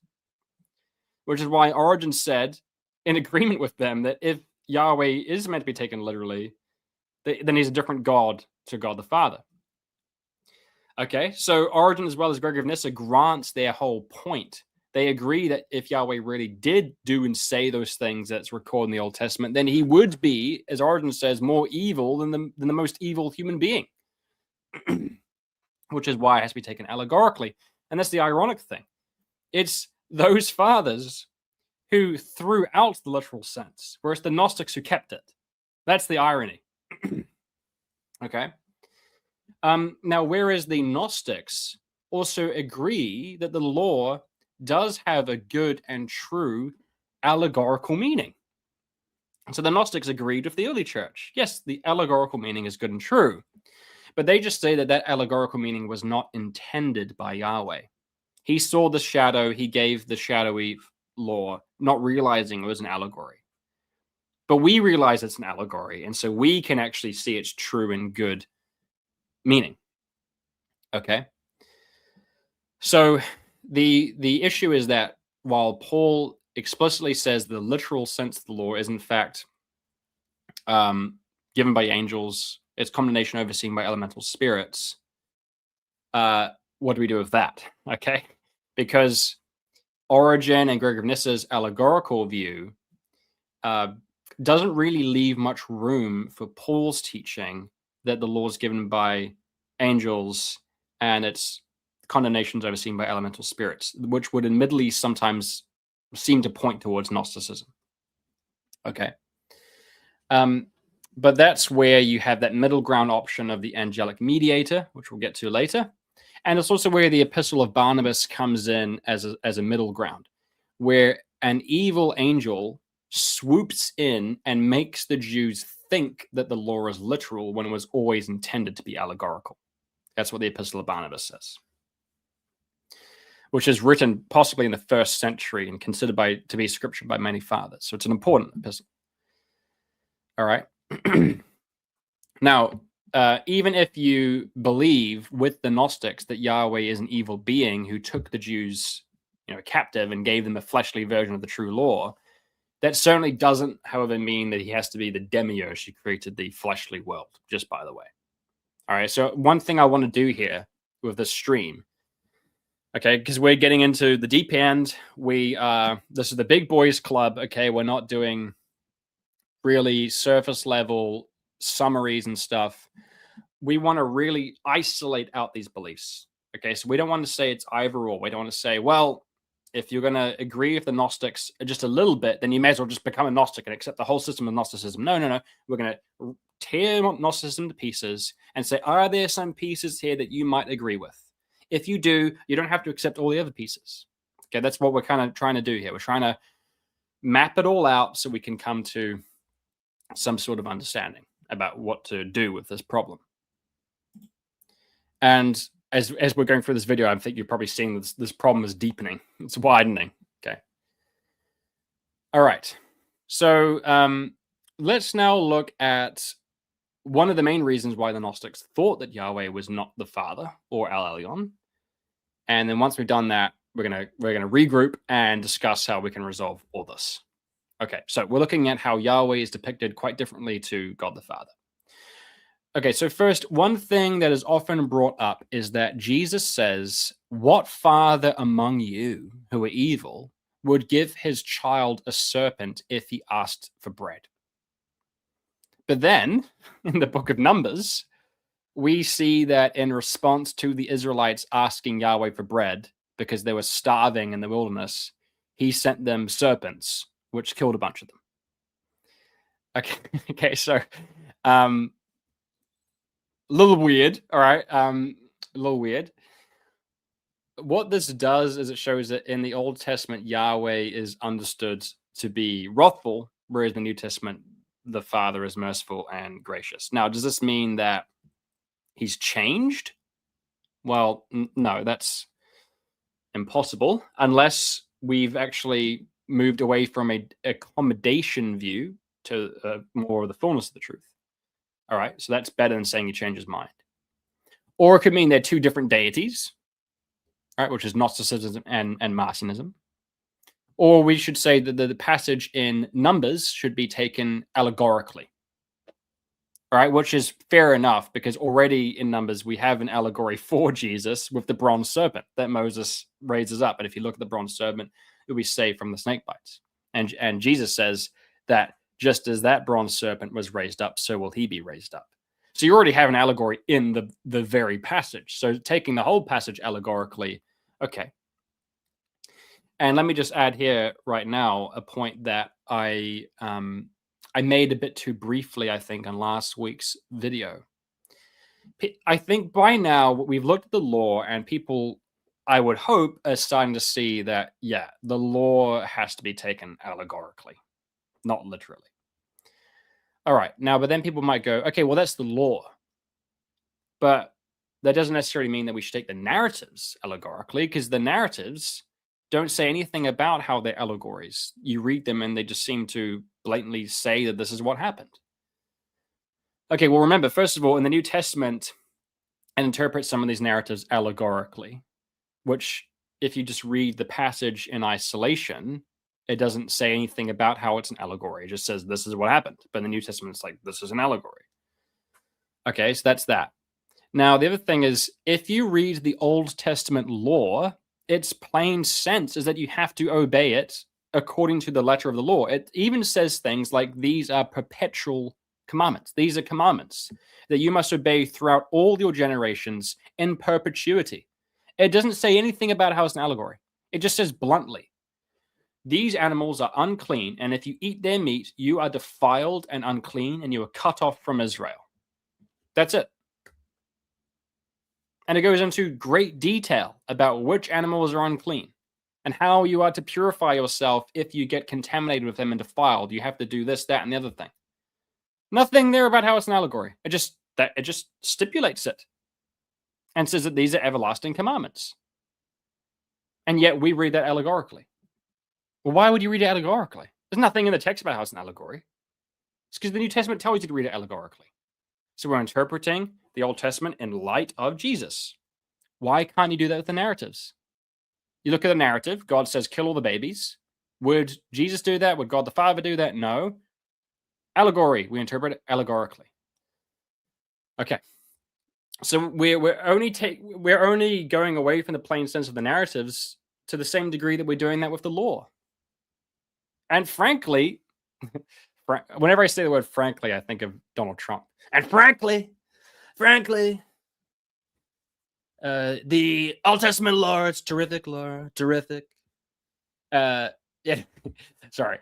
So frankly, if one of the two, the narratives or the law, is going to be undermined and allegorized, right, wouldn't the narratives be the least problematic one? Because the other one is literally the law, like God's actual commandments. Like even the literal law, the commandments of God, where he says, thus saith Yahweh, you have to obey these throughout all your generations in perpetuity. We go, yeah, no, I'm not going to do that.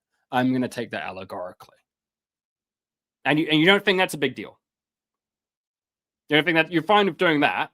You're fine with literally looking at the Bible, right? And it says, Yahweh, your God, who's the only God, says you have to do this forever. And you go, yeah, no, I'm not going to do that, actually. I'm not going to do that. I'm going to take that allegorically. You're fine with that. But if someone comes along and says, this narrative where some guy wrote it, doesn't even say, thus saith the Lord, this happened. It's a guy writing, some guy writing it saying, hey, there's this one time where Yahweh told Saul to massacre hundreds of babies. Okay, you say that if you take that allegorically, apostate, heretic, that's all we'll say. What? But then when you look at the law, you go, no, I'm not going to do that. That's allegorical. But if I do that about a narrative, apostasy, martyrdom, how does it make any sense? Seriously. I just, it's just crazy to me. It's crazy to me. The way that you read the law is how you read the whole Old Testament. It's as simple as that. Okay.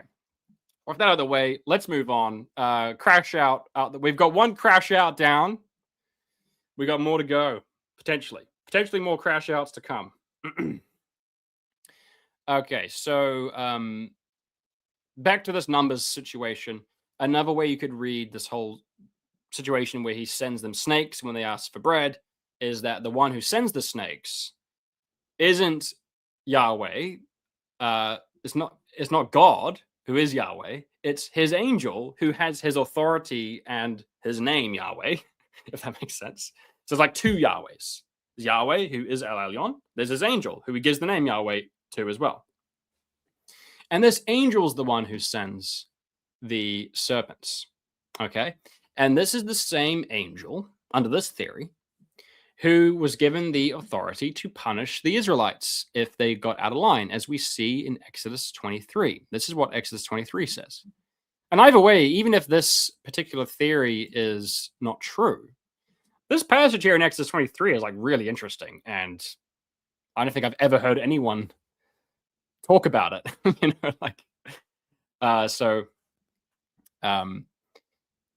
Here it is.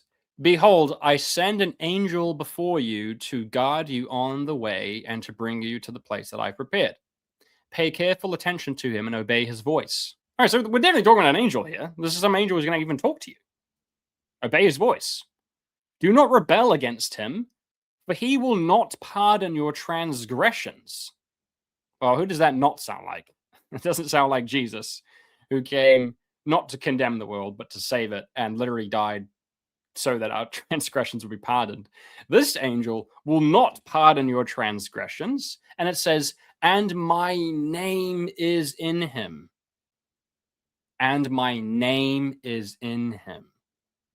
Potentially then, when you hear Yahweh said, it could just be this angel said. But if you carefully obey his voice and do all that I say, then I will be an enemy to your enemies and an adversary to your adversaries. When my angel goes before you and brings you to the Amorites and the Hittites and the Perizzites and the Canaanites and the Hivites and the Jebusites, and I blot them out, you shall not bow down to their gods nor serve them, nor do as they do, but you shall utterly overthrow them and break their pillars in pieces. You shall serve Yahweh your God, and he will bless your bread and your water, and will take your sickness away from among you. Okay. And then he says, I will send my terror. My terror.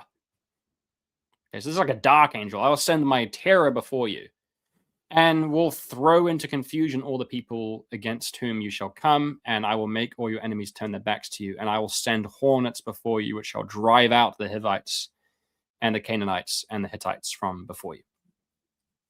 Okay. Someone said, you are allowed one crash out per 30 minutes. Any more, the High Council will be notified. Yeah, it's pretty good. Someone said, do you mean we read them allegorically now, but it actually happened, or that it didn't happen and it's only allegorical? Well, Origen and Gregory of Nyssa are saying it didn't happen and it's only allegorical. And they say the same thing about the law. The law was always intended allegorically. It's a misunderstanding for anyone, then and now, to think that you're meant to take it literally. Okay?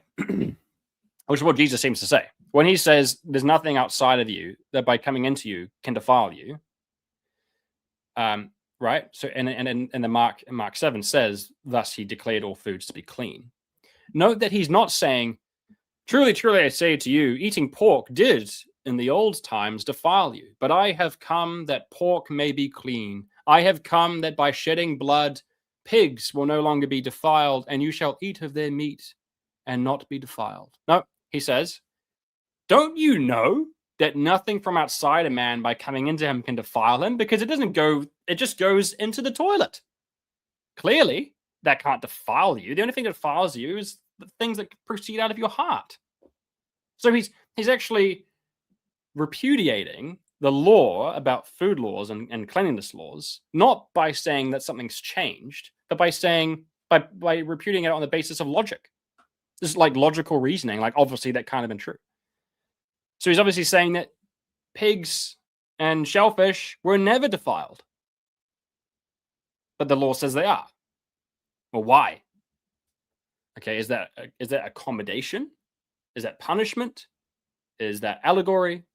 Is that Yahweh being silly? Right? These are the things that we're looking at. Okay, so back to this idea of this angelic mediator. We see God utilize morally dubious angels in a few places in the Old Testament, actually.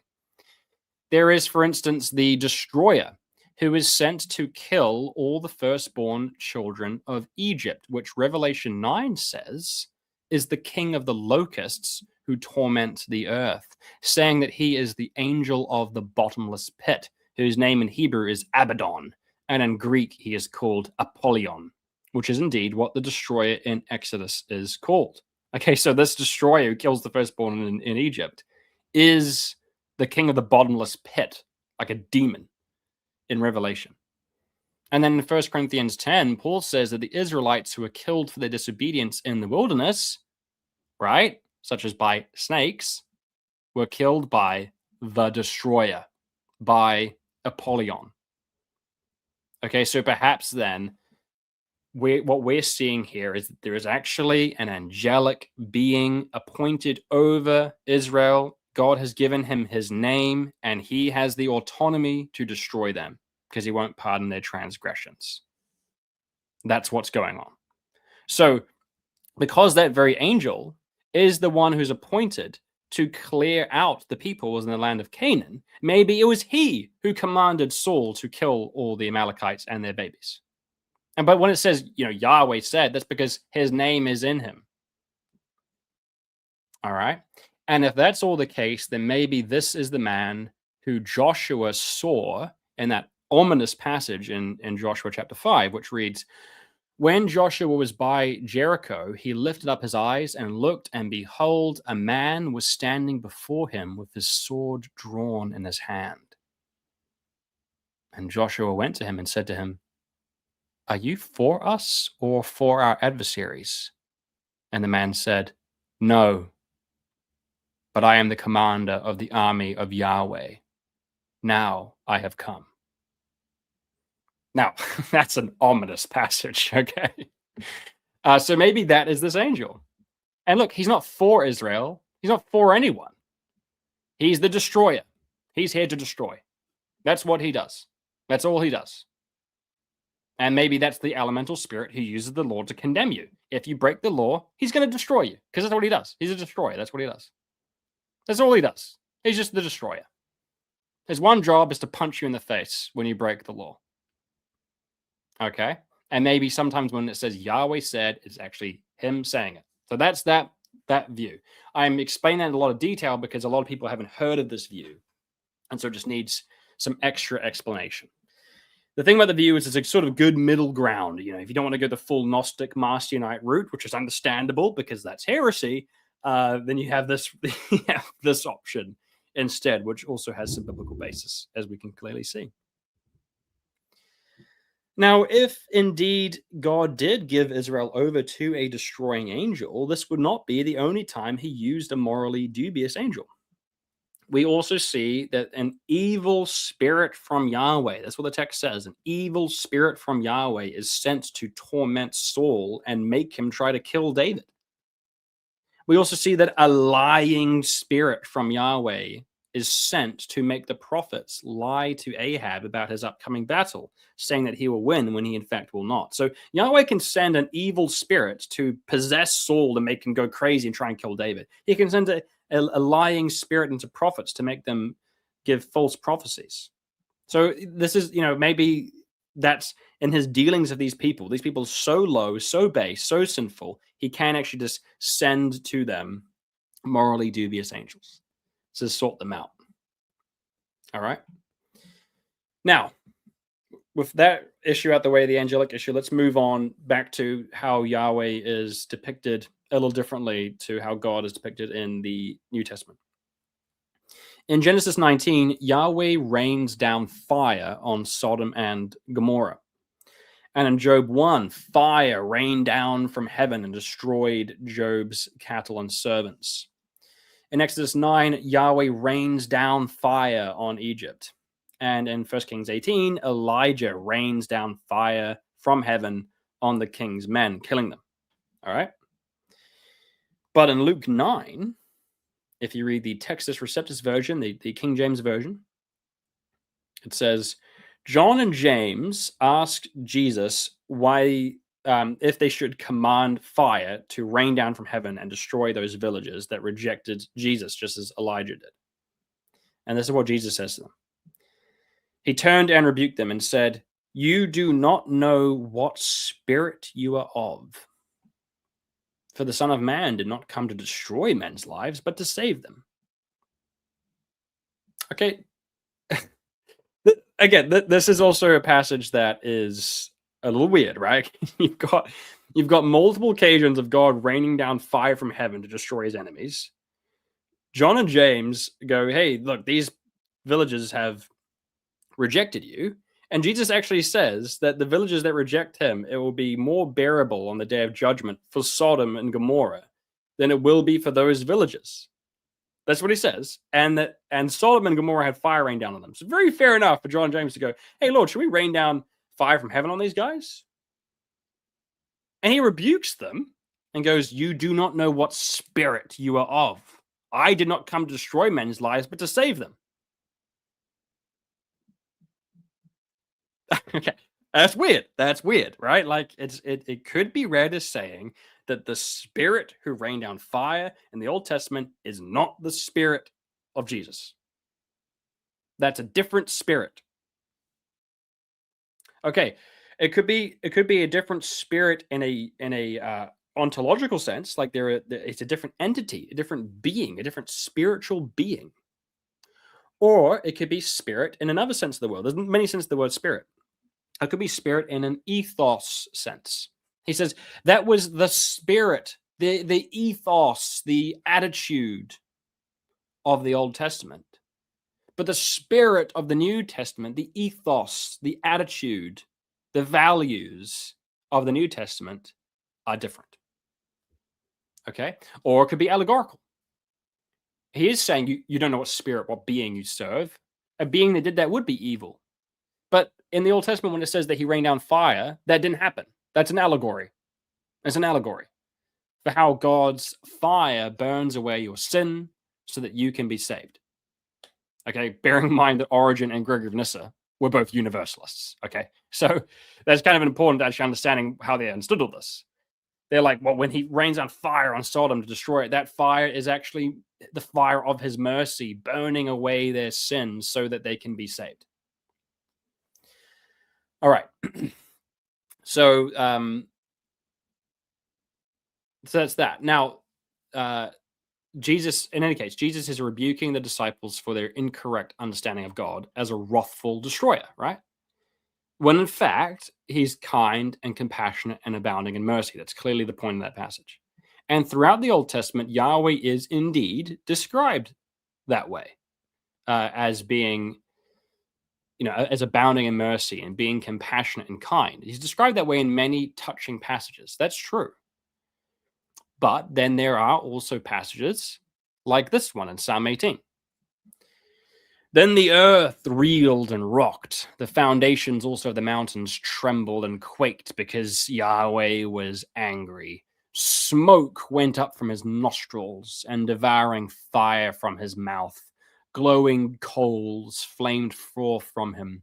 He bowed the heavens and came down. Thick darkness was under his feet. He rode on a cherub and flew. He came swiftly on the wings of the wind. He made darkness his covering, his canopy around him. Thick clouds dark with water.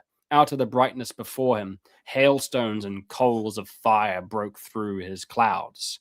Now, interestingly, this is almost exactly how Leviathan, the ancient demonic beast who lives in the abyss of the sea, of the great deep, the symbol of evil, is described in Job 41. Okay, where it says, his sneezings flash forth light, and his eyes are like the eyelids of the dawn. Out of his mouth go flaming torches, sparks of fire leap forth. Out of his nostrils comes forth smoke, as from a boiling pot and burning rushes. His breath kindles coals, and flame comes forth from his mouth. Okay, so he's driving like a dragon, right? Now, interestingly, this is also almost identical to how Baal is described in the text of the neighboring nations who saw him as a storm god, which is what higher critical scholars say the Hebrews originally saw Yahweh as in the pantheon of gods beneath El Elyon. He was the storm god. They focused their worship on him as their patron god until eventually they developed into monotheism. And then once they're monotheists, it continued to develop and mature into the New Testament's perspective. Okay, so that's the higher critical view. If you want to see the higher critical view steel man, there's a video on the channel Cosmic Skeptic. That's Alex O'Connor. He's with a scholar who I forget the scholar's name, but he runs a channel called Esoterica. It's called like the history of Yahweh or something, or how Yahweh became God, or something like that, where he explains it all. So that's the higher critical interpretation. Of course, the Gnostic interpretation will be, well, Yahweh is the Leviathan, is the demiurge, is the beast. He is this serpentine. He's a dragon. They describe him as like a serpent with the head of a lion and stuff. And so that's how they would see that, of course. But then guys like Origen will take this allegorically, right?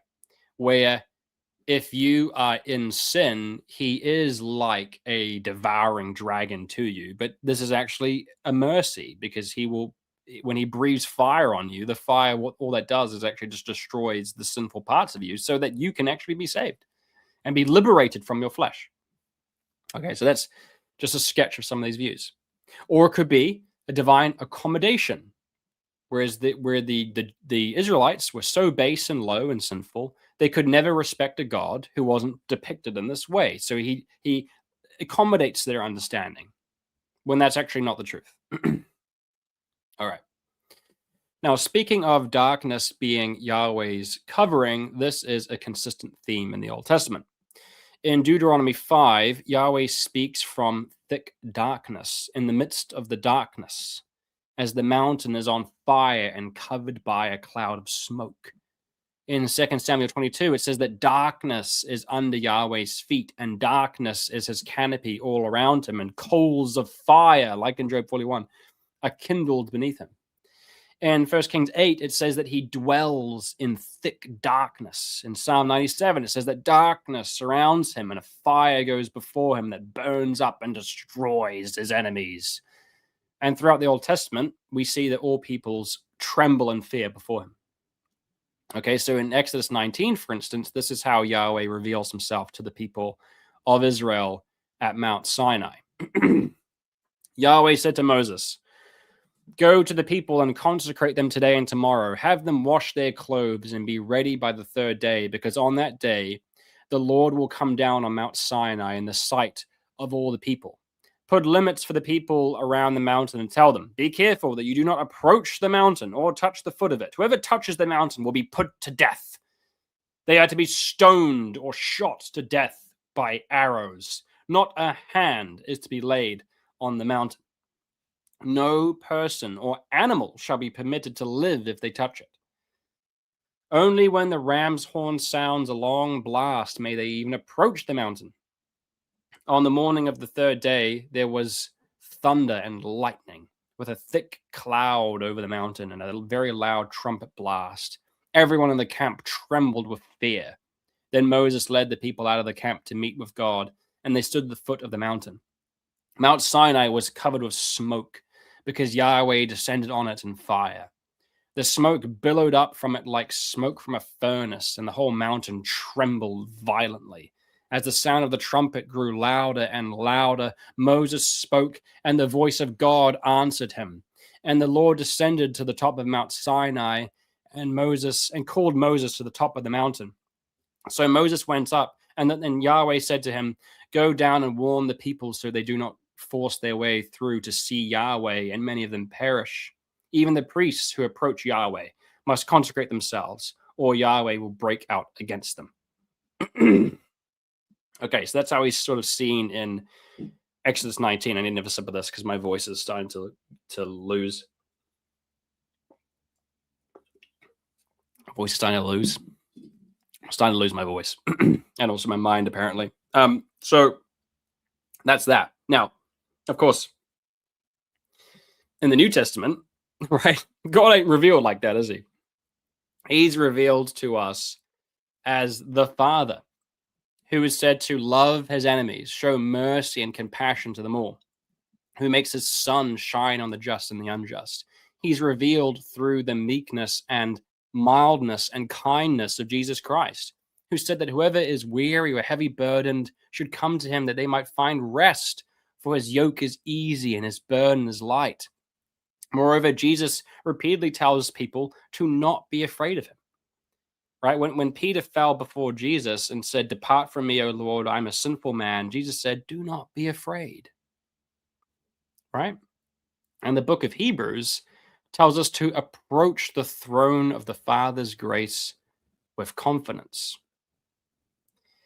Okay? And in Hebrews 12, it says, this is really important. It says, "You've not come to what may be touched, a blazing fire and darkness and gloom and a tempest and the sound of a trumpet and a voice whose words made the hearers beg that no further messages be spoken to them, for they could not endure the order that was given.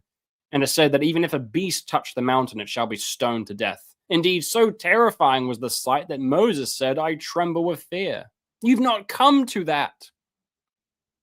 You've come to Mount Zion and the city of the living God, the heavenly Jerusalem, the spiritual Jerusalem, and to innumerable angels in festive gathering, and to the assembly of the firstborn who are enrolled in heaven, and to God. You've come to God, the judge of all, to the spirits of the righteous made perfect, and to Jesus, the mediator of a new covenant, and to the sprinkled blood that speaks a better word than the blood of Abel. And it talks about how there has been the removal of things that are shaken, things that have been made. That's what it says, that things that have been made, fleshly, earthly, material things, in order that the things that cannot be shaken may remain. There's been a shaking, and all the fleshly, perishable stuff has gone away, so the imperishable is retained. And it says, therefore, let us be grateful for receiving a kingdom that cannot be shaken, and thus let us offer to God acceptable worship with reverence and awe, for our God is a consuming fire. Okay, so we got that fleshly versus spiritual distinction here again. So in explaining this passage in Hebrews, the contrast that is being made between the fearful, frightening Mount Zion, right, with the spiritual Mount Zion in the New Testament, which is all grace and mercy. In explaining that passage, we have George McDonald, that guy, my personal hero, who of course C.S. Lewis called the Master, said he was closer to Jesus Christ than any man. This is what George MacDonald says about explaining that contrast, okay? Explaining how it is that in the Old Testament, you've got darkness and gloom and the shaky mountain and fire and earthquakes. In the New Testament, it's all grace and mercy. Why is that? This is what he says. And this is the divine accommodation view. Israel at that time, in the state that they were in, would not have listened to any teaching that was not supported by terror. Fear was that for which they were fit. They had no worship for any being of whom they had not to be afraid. Was then this show upon Mount Sinai a device to move obedience, such as bad nurses employ of children, a hint of vague and false horror? Was it not a true revelation of God? It was a revelation, but a partial one, a true symbol, not a final vision. No revelation can be other than partial. If for true revelation a man must be told all the truth, then farewell to revelation, yea, farewell to the sonship. For what revelation, other than a partial, can the highest spiritual condition receive of the infinite God? But it is not therefore untrue because it's partial. Relatively to a lower condition of the receiver, a more partial revelation might be truer than that which constituted a fuller revelation to one in a higher condition. Okay. For the former might reveal much to him, and the latter might reveal nothing. Only whatever it might reveal, if its nature was such as to preclude development and growth, thus chaining the man to its incompleteness, it would be but a false revelation, fighting against all the divine laws of human existence. The true revelation rouses the desire to know more by the truth of its incompleteness. Here was a nation, the Israelites, at its lowest. Could it receive anything but a partial revelation, a revelation of fear?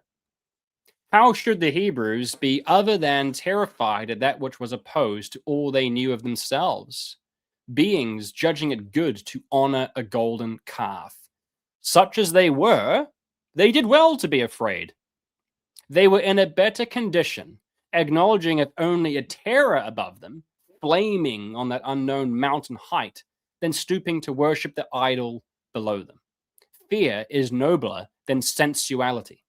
Fear is better than no God, better than a God made with hands. In that fear lay deep hidden the sense of the infinite. The worship of fear is true, although very low, and though not acceptable to God in itself, for only the worship of spirit and of truth is acceptable to him, yet even in his sight it is still precious. For he regards men not as they are merely, but as they shall be. Not as they shall be merely, but as they are now growing or capable of growing towards that image after which he made them, that they might grow into it. Therefore, 1,000 stages, each in itself all but valueless, are of inestimable worth as the necessary and connected gradations of an infinite progress. A condition which, of declination, would indicate a devil may of growth indicate a saint. So far, then, the revelation. not being final any more than complete, and calling forth the best of which they were then capable, so making future and higher revelation possible, may have been a true one. But we shall find that this very revelation of fire is itself, in a higher sense, true to the mind of the rejoicing saint as to the mind of the trembling sinner. For the former sees farther into the meaning of the fire, and knows better what it will do to him. It is a symbol which needed not to be superseded, only unfolded. While men take part with their sins, while they feel as if separated from their sins they would be no longer themselves, how can they understand that the lightning word is a savior, that which pierces to the dividing between the man and the evil, which will slay the sin and give life to the sinner? Can it be any comfort to them to be told that God loves them so that he will then burn them clean of their sin? Can the cleansing of the fire, right, the fire that cleanses their sin, can it appear to them anything beyond what it must always more or less be, a process of torture? They do not want to be clean, and so they cannot bear to be tortured. Can they then do other, or can we desire that they should do other, than fear God, even with the fear of the wicked, until they learn to love him with the love of the holy? Okay, this is crucial. Remember, George McDonald's a universalist, and what he's saying is the fire burns away your sin so that you can be saved. It's out of love. You are trapped and imprisoned to your sins, which are evil and making you unhappy. He wants to rescue you from your sin, so he's going to burn it away with fire, and then you'll be liberated and saved. But when you are unrepentant, when you think that your sinful faculties, your sinful parts, your sinful desires, your sinful identity is you, how can that fire appear to be anything other than terrifying? But he's saying, but we see further now, because we now actually see by the Spirit that fire is merciful and loving. Okay? So back to the Israelites, this is still George McDonald. To them, Mount Sinai is crowned with the signs of vengeance. And is not God ready to do unto them even as they fear? Though with another feeling and a different end from any which they were capable of supposing. He is going to destroy them, but not in the way they think. He is against sin, insofar as, and while they and sin are one, he is, therefore, against them, against their desires, their aims, their fears, and their hopes. And thus he is altogether and always actually for them. But they don't realize it yet. That thunder and lightning and tempest, that blackness torn with the sound of a trumpet, that visible horror billowed with the voice of words, was all but a faint image to the senses of the slaves of what God thinks and feels against vileness and selfishness, of the unrest, of unassuageable repulsion with which he regards such conditions, that so the stupid people, fearing somewhat to do as they would, might leave a little room for that grace to grow in them, which would at length make them see that evil and not fire is the fearful thing. Yea, so transform them that they would gladly rush up into the trumpet blast of Sinai to escape the flutes around the golden calf. Could they have understood this, they would have needed no Mount Sinai. It was a true and of necessity a partial revelation, partial in order to be true. For when we say that God is love, do we teach men that their fear of him is groundless?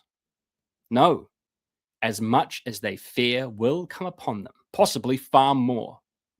But there is something beyond their fear, a divine fate which they cannot withstand, because it works along with the human individuality which the divine individuality has created in them. The wrath will consume, right? The fire will consume what they call themselves, so that the selves God actually made shall appear. coming out with a tenfold consciousness of being and bringing with them all that made the blessedness of life the men tried to lead without God. They will know that now first they are fully themselves. The avaricious, weary, selfish, suspicious old man shall have passed away. The young, ever young self will remain.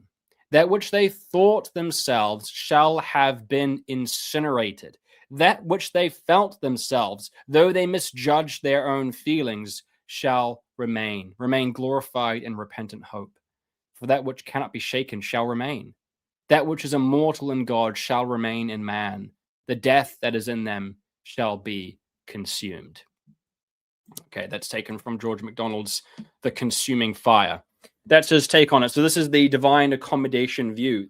It's seen from a certain perspective. Yeah, God is actually like that. He is this fearful, smoke and flames and fire and earthquakes, because that's his attitude to your sin.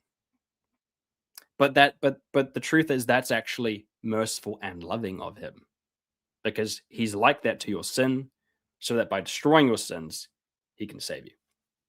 Okay, so that's McDonald's view there. Now, back to the contrasts, though. Note that in Exodus 19, there's earthquake and there's this fire and stuff. There's that really weird passage where Elijah encounters an earthquake, and it says, "But God was not in the earthquake." And there's fire, and it says, "But God was not in the fire." But then he has a still small voice, and God was in the voice. That's interesting too. It's really, there's a lot of these. It feels like the Bible having a conversation with itself, saying, no, that's actually, no, it's not that, it's this. And it's weird. And we're going to explain all that, don't you worry, at the end of this video. Okay, so returning to the idea of Yahweh dwelling in darkness and being shrouded in a thick and dark cloud, when Jesus is transfigured before the disciples, in a passage that's often misinterpreted, it says that his face shone like the sun, and his clothes became white as the light. It's brightness, not darkness. Then Moses and Elijah appeared. But as soon as they did, a bright cloud, not a dark cloud, a bright cloud shone over them so that they couldn't be seen anymore, Moses and Elijah. And a voice came out of the cloud saying, "Behold, Jesus is my beloved Son. Listen to him." And then the cloud left, and Moses and Elijah weren't standing there anymore. It was just Jesus. And the disciples became greatly afraid, but Jesus touched them and said, "Arise. Do not be afraid."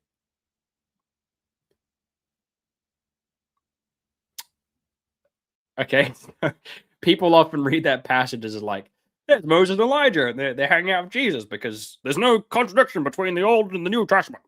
Jesus says the same thing that Moses said. He said the same thing that Elijah said. Right. Even though Jesus says Moses said you could divorce your wives, but I say that from the beginning was not so.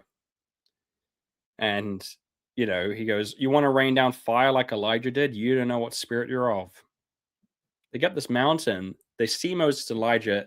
A bright, shining white light shines over them so you can't see them anymore. And then it says, "Jesus, my beloved Son, listen to him." The cloud goes. Moses and Elijah aren't there anymore. And then Jesus says, "Arise. Do not be afraid." Okay, right. So, so that's that passage.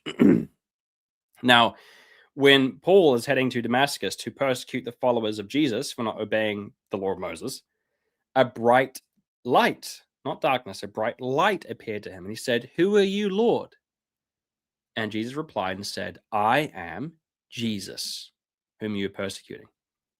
In 1 John 1, John says that our fellowship is with the Father, who has been manifested to us in his Son, Jesus. And he says that the message that we've heard from him is this: God is light, and he is in light. But in the Old Testament, Yahweh is shrouded with thick darkness. Thick darkness is his covering. John says, the message that God has revealed to us, who has been manifested to us only in his Son Jesus, is this, that God is light, and he is in light, and in him is no darkness at all. And he later says that God is love. And we love God because he first loved us. And perfect love casts out fear. He says there's no fear in perfect love. There's no need to fear him. And he also says in the same epistle that no one has ever seen God at any time. In 1 Timothy 6, Paul says that God dwells in light, not darkness, and also says that no man has ever seen him. In John 1, John says that God's light shines into the darkness, and the darkness does not comprehend it. He says that God is the true light, which gives light to every man, and that with Jesus he came into the world, and though the world did not know him, right? He came to the world, though the world did not know him. Okay, so the world did not know him. So no one knew him before Jesus. But what about the Old Testament? Right? And it says that while the law was given through Moses, grace and truth came through Jesus Christ. Okay. It says, while the law was given through Moses, grace and truth came through Jesus Christ. Grace and truth came through Jesus Christ. Making a bit of a weird contrast there between Moses and Jesus. And remember in John 5, Jesus says that the Father has sent him into the world and that no one has ever heard his voice or seen his form. And he says that the Father does not judge anyone, nor will Jesus accuse anyone to the Father. The one who accuses you is Moses, in whom you trust. Okay, remembering again that Satan means accuser. So, weird stuff, okay, going on. And so there's this consistent theme that no one has ever seen God before, and that it is Jesus Christ who's made him known. And yet, throughout the Old Testament, Yahweh is seen repeatedly. He's seen by Abraham, he's seen by Jacob, who even wrestles with him, by Moses, by Ezekiel, who describes his physical appearance in vivid detail. And also many people hear his voice speak through the dark cloud throughout the Old Testament. Right? But continuing with the New Testament's theme of people not knowing God before Jesus came, in John 17, Jesus says that the world did not know his Father, but he has made his name known to them. Okay, the world did not know his Father, but he has made his name known to them. But I thought that he's made known in the Old Testament and he gives them the name Yahweh. All right. In Matthew 11, Jesus says that no one knows the Father except through the Son. So before the Son came, that would imply that no one knew the Father. In John 10, he even says, truly, truly, I say to you, I am the door of the sheep. He's the only door. He's the way, the truth, and the life. No one comes to the Father except through him. No one comes to the Father except through him. Which means that no one ever came to the Father before him. And he says, all who came before me are thieves and robbers, but the sheep did not listen to them. Okay, I'm the only door, and all who came before me are thieves and robbers. Who are they? Who are these all who came before you? Exactly. Right? In John 14, he says that no one comes to the Father except through him, right? And if you had known him, you would have known the Father. But now that he has come, those who know Jesus do know the Father and have seen him. All right. And then again, as we've already seen, Hebrews 1 says that in the past, God spoke in fragmentary ways. Now he's spoken to us directly by his Son. In Colossians 1, Paul says that Jesus Christ is the image of the invisible God, and that he's made known the mystery that has been hidden for ages and from generations and has now been revealed to his saints. In 1 Corinthians 2, Paul says that we speak of the secret and hidden wisdom or gnosis. Sorry, that is just what it says. Okay. He says, we speak of the secret and hidden gnosis of God, which he ordained before the ages, and which none of the rulers, none of the archons, right, of this world knew. For if they did, they would not have crucified the Lord of glory. Okay, a Gnostic is going to read that and go, yeah, that's Gnosticism. It's the secret and hidden gnosis of the secret and hidden God before the aeons were created, which none of the archons who constructed the physical material realm knew of because they were clueless and only saw the shadow. But don't worry. There's other ways to see it, guys. Other ways to see it. This could still be talking along the lines of George McDonald's accommodation view. The full truth hadn't been revealed beforehand. It's revealed in Jesus. Until then, they saw the accommodation, the shadow of the truth. So the reason why Yahweh is shrouded in darkness is because that vision of God is a shadow of the true light of God. So in the Old Testament, when you're reading about what Yahweh said and did and stuff, what you're seeing there is the shadow of God. The New Testament reveals to you the full light of God in the face of Jesus Christ. But that shadow, while it's not the true light, is still a true shadow. So you can still look at it and you are seeing a true shadow. If you see my shadow, you're not seeing me, but you are seeing my shadow. And that shadow does give you an accurate outline of my body. Okay, it's from that perspective. And the shadow is shining onto the fleshly world.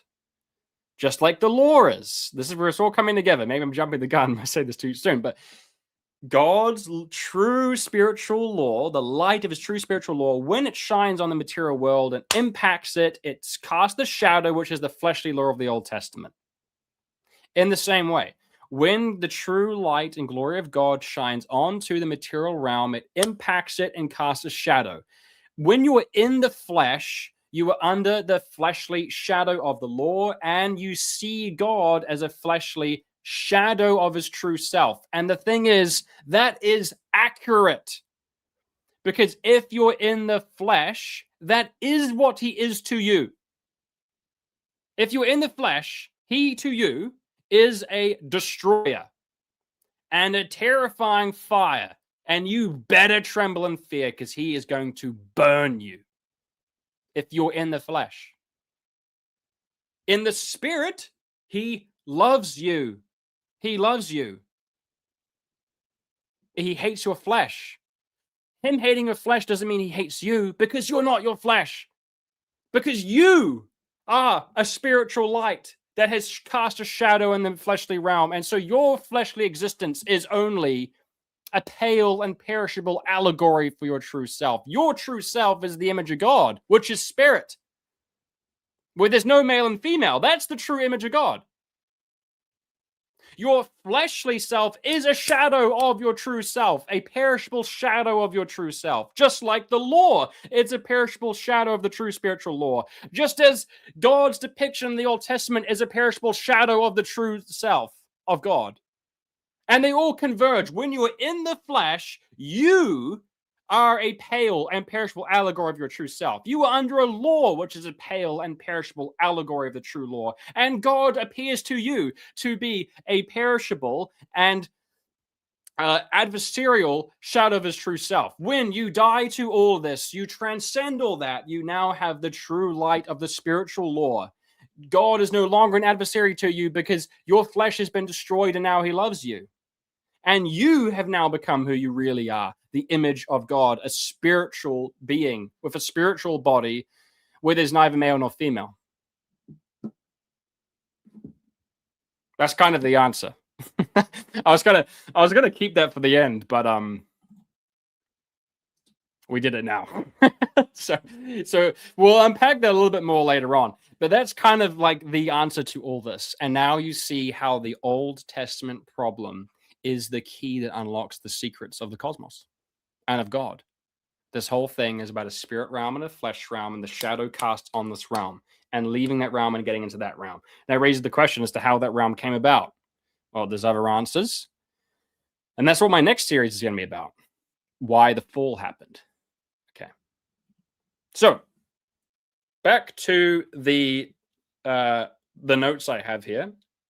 So in Romans 16, Paul says that the gospel is the revelation of the mystery that has been kept secret since the world began, but is now being made manifest. In 2 Corinthians 4, Paul says that God has shone light into our hearts to give the light of the knowledge of the glory of God in the face of Jesus Christ, saying that if you didn't see Jesus, you wouldn't actually have the knowledge of the glory of God. Okay, so there's that theme of God being light, of him being contrasted of darkness, and of him being only now manifested and understood. In Matthew 4, it said that those who are dwelling in darkness have seen a great light. In Luke 4, Jesus says that he's come to give freedom to those who are imprisoned and blinded and oppressed, remembering that the law is what has imprisoned and oppressed us, according to St. Paul. Jesus comes to take us out of the darkness and into light, and has come to heal the sick. Okay? In 1 Peter 2, Peter says to the Jews that they have been called out of darkness and into God's marvelous light. Once they were not a people, but now they are his people. Once they had no mercy, now they have obtained mercy. Why? Because when they're in the shadow, when they're in the darkness, in the flesh, God is an adversary to them. The law is fleshly interpreted. They are flesh and a fleshly interpretation of their true self. Okay. Now, throughout the Gospels, we see Jesus heal people of the evil spirits that have come upon them by the devil, right? But in 1 Samuel 16, 18, and 19, we see that Yahweh is the one who sent an evil and harmful spirit from Yahweh upon Saul to make him deranged and violent and attack David without reason. So that's kind of odd, right? But the Holy Spirit that Jesus gives brings healing and freedom. In Luke 13, Jesus heals a woman of her paralysis and says that she was bound by Satan for 18 years, bound by Satan. In Acts 10, it says that Jesus went about doing good and healing all who were oppressed by the devil, for God was with him. But in Deuteronomy 28, Yahweh says, all these curses shall come upon you and pursue you and overtake you till you are destroyed, because you did not obey the voice of Yahweh your God to keep his commandments and his statutes that he commanded you.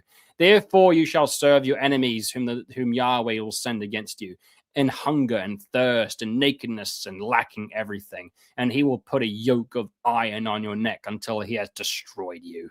Yahweh will bring a nation against you from far away, from the end of the earth, swooping down like the eagle. A nation whose language you do not understand. A hard-faced nation who shall not respect the old or show mercy to the young. They shall besiege you in all your towns until your high and fortified walls in which you trusted come down throughout all your land. And they shall besiege you in all your towns and throughout your land which Yahweh your God has given you.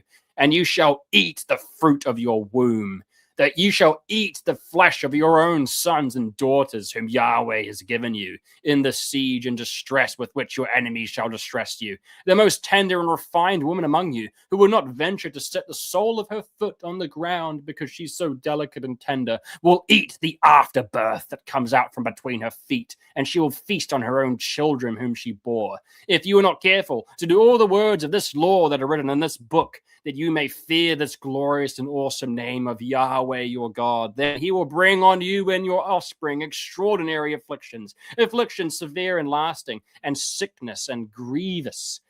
And he will bring upon you again all the diseases of Egypt, of which you were afraid, and they shall cling to you. Every sickness and every affliction that is not recorded in the book of this law, Yahweh will bring upon you until you are destroyed. Okay. Okay, so that's the Old Testament. But then in the New Testament, Jesus is healing people of their diseases, which is said to have been caused by the devil, and commands us to clothe the naked and give food to the hungry, and says that the devil is the ruler of this world, and that all nations and kingdoms are under his authority, and he will send them and do with them as he pleases. And he says that his disciples will be persecuted by the devil and the world he controls, and are not to persecute anyone. Okay, so like that's a pretty stark contrast. It just is a stark contrast. Some people, I don't know why they don't notice this. Anyway, so I think we're going to stop there with the deep dive. All right. There's more I could talk about, but frankly, that might be a little bit too scary and alarming and unsettling. I don't want to spook people too much. So I think I'm going to stop it there before we get into some more spooky things. Let's look now at the solution. Okay, let's try and sort this out. Let's resolve this. All right.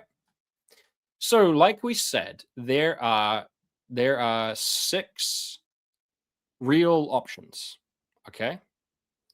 Have I counted that right? Yeah, there's 6. There's also the fundamentalist view.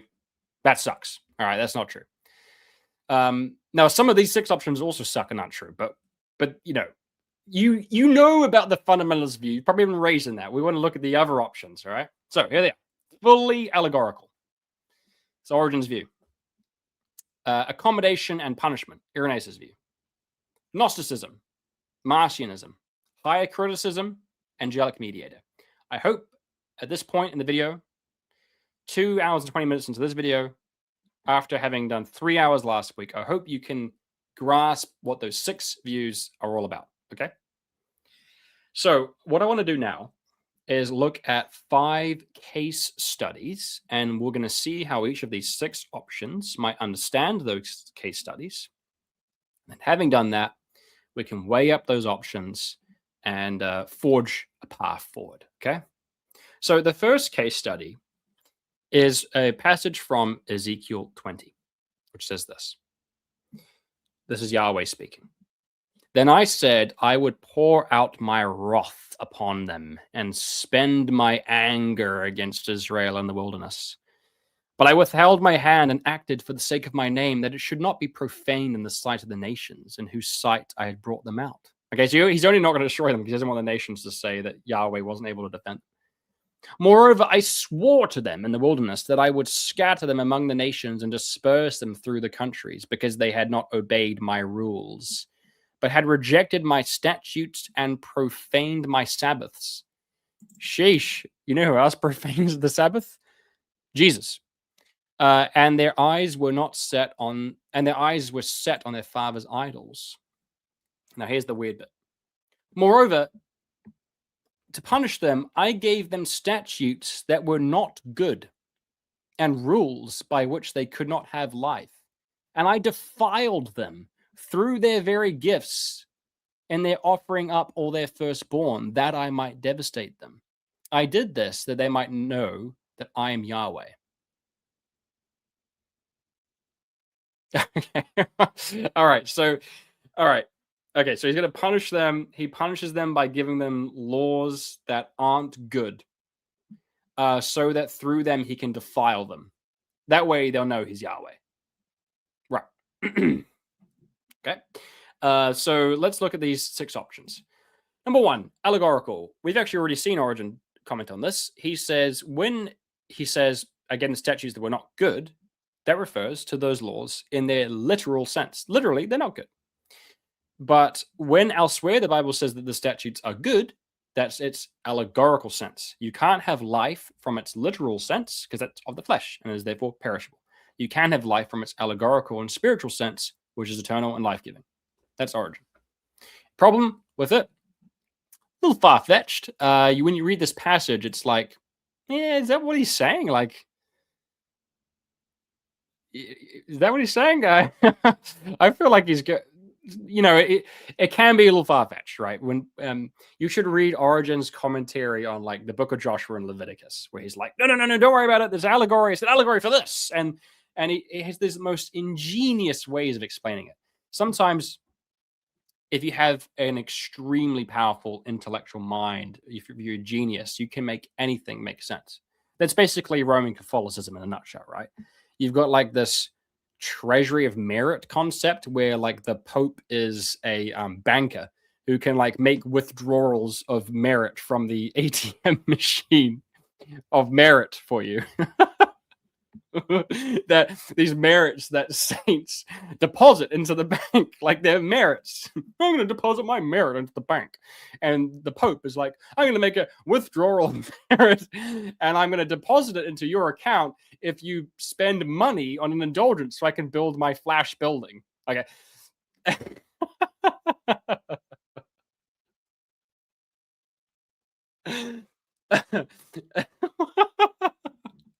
Anyway, the people who are very intelligent can make that make sense. Like, no, think of it like this. Think of it like they have this huge like logical chain, and that's what you can do if you're intelligent. If you're not wise, if you're unwise but very intelligent, you can make the dumbest thing make sense.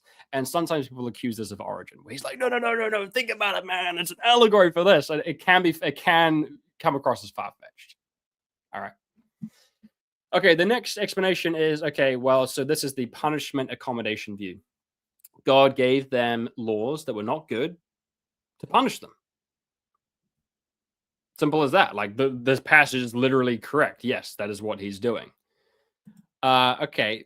Well, yeah, the issue there is so what, God like lied? Like he gave them statutes that were not good and he defiled them through the gifts and the offerings up and the offering up of their firstborn. What the heck does that mean? But we'll get to that later. But just for now, just assume it means offering up the firstborn of their livestock. Okay, firstborn, goats and bulls, right?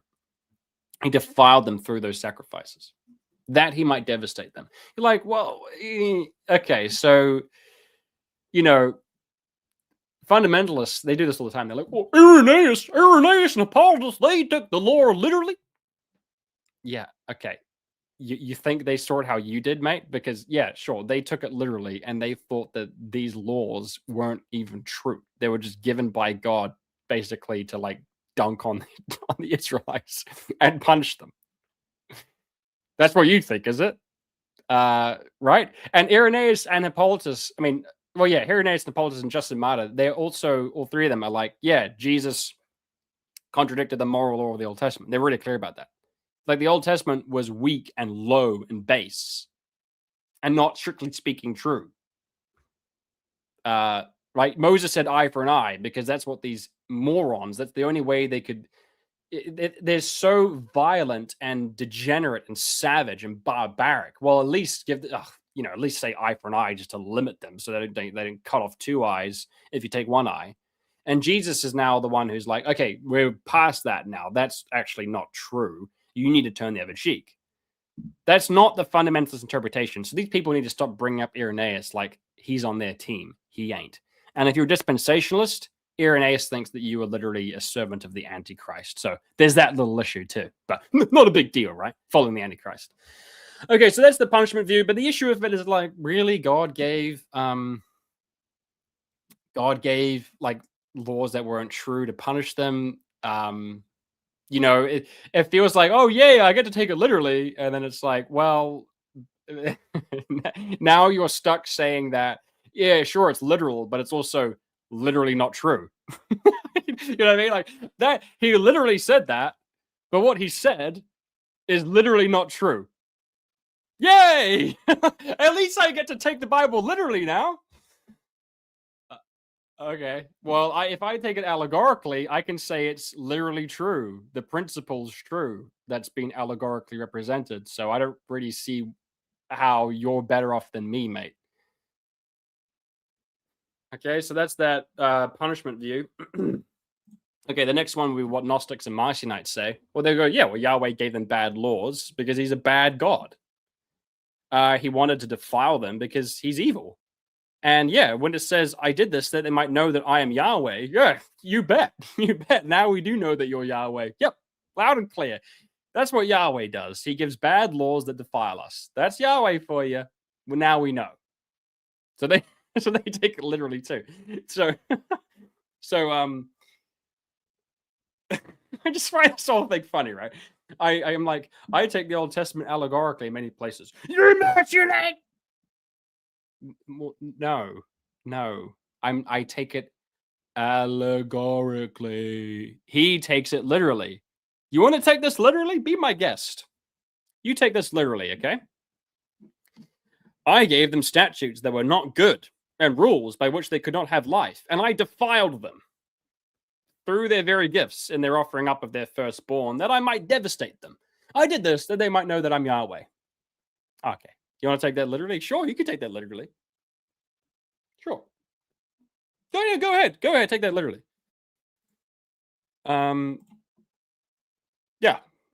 Yeah. Okay, so what are the other options? Well, there's high criticism. High criticism would say that, look, this reflects a later Jewish perspective that, looking back, in hindsight, many of the laws found in the older books are actually not good. Like, these laws aren't good. And this passage possibly actually even references human sacrifices, which were phased out and then blotted out of the Mosaic laws. Though there's still some signs of them. Like there's this like weird law about offering to God their firstborn children. It's like, what does that mean? And some people think that actually reflects an earlier tradition of human sacrifice. This is what's being mentioned here. And basically, with high criticism, they're saying, look, we've come to our senses that animal sacrifice or even child sacrifice business is obviously crazy. So, hey guys, dude, Yahweh just told me that he gave us laws that weren't good. Yeah, to punish us. To punish us. Yeah, for worshiping idols. So if we don't worship idols, it's all good. We don't have to do that stuff anymore. Those are just like temporary punishment laws. Cool. So that's what Yahweh told me. That's high. So that's high criticism.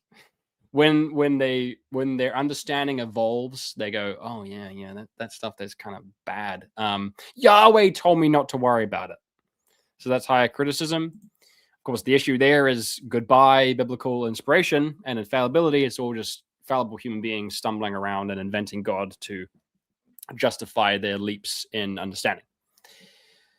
All right, and then the final view will be the angelic mediator view, which is that there's an angel acting in the name of Yahweh who gave them bad laws as punishment. But God himself didn't do that.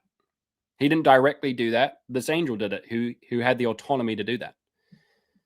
And if you go, well, that sounds weird. Well, have you read the Bible? I mean, God gives Satan the autonomy to ruin Job's life and like kill his whole family. He gives him the autonomy to do that. He says to Satan, do whatever you want to do to him. And so Satan can decide what to do. And God says to the divine council, what are we going to do about Ahab? And the spirit goes, I will be a lying spirit in the mouth of his prophets. And he goes, yeah, okay, do that. He gives him the autonomy to do it. So we see that actually does happen. So what's the issue here? So this angelic mediator view, I sometimes do struggle to see what the downside of it is. Like it kind of does make sense to me, to be quite honest. I'm just saying, like, it does make sense, even though it might sound kind of weird. It's like, well, yeah. Anyway, okay. So the next case study is Deuteronomy 32, which we've already looked at. All right. When El Elyon gave to the nations their inheritance, when he divided mankind, he fixed the borders of the peoples according to the number of the sons of God, but Yahweh's portion is his people, and Jacob is his allotted heritage. Followed then by Yahweh's angry outburst, how he alone is God and how he's going to do unspeakable things to Israel. Okay. Allegorical view. El Elyon is God properly understood. Yahweh represents his covenantal name to his people, and Yahweh is essentially the fleshly and allegorical shadow of El Elyon. All right. And that this suffering spoken of that Yahweh is going to inflict on his people is actually loving discipline of his children, where he's going to burn away their sins to save them. That's the allegorical view. Punishment and accommodation view. El Elyon is God proper. Once again, Yahweh is his accommodated self, more akin to pagan gods, so that they can understand him. And the punishment he brings upon them is what he does, because these are awful people who need to be punished. You could even go so far as actually to say that they're using the name Yahweh and El Elyon to borrow from pagan names. That's accommodation as well. God actually isn't even called El Elyon, which does just mean God Most High. It's not really a name, but he's trying to accommodate himself to their understanding. That's that view. Gnosticism and Marcionism both. El Elyon is God. True God, God the Father. Yahweh is a demiurge or a usurper who either thinks that he's the true God mistakenly in Gnosticism or lies and claims to be the true God when he knows full well he's not, as in Marcionism. Okay, higher criticism. This passage reflects an earlier Jewish belief that Yahweh is one God among many in the pantheon under El Elyon, and he is a typical ancient deity who is vengeful and neurotic and wants to be worshipped by Israel alone. Okay, and then finally, the angelic mediator view is El Elyon is God, Yahweh is his angel designated to Israel, given the name Yahweh, and to worship him is to have that worship bounce back to God, and he has the autonomy to punish Israel in whatever way he sees fit. Okay, so third case study is these sacrifices, right? These are commanded throughout the Old Testament, animal sacrifices, and it says that when you sacrifice animals to God, it will be a pleasing aroma to Yahweh.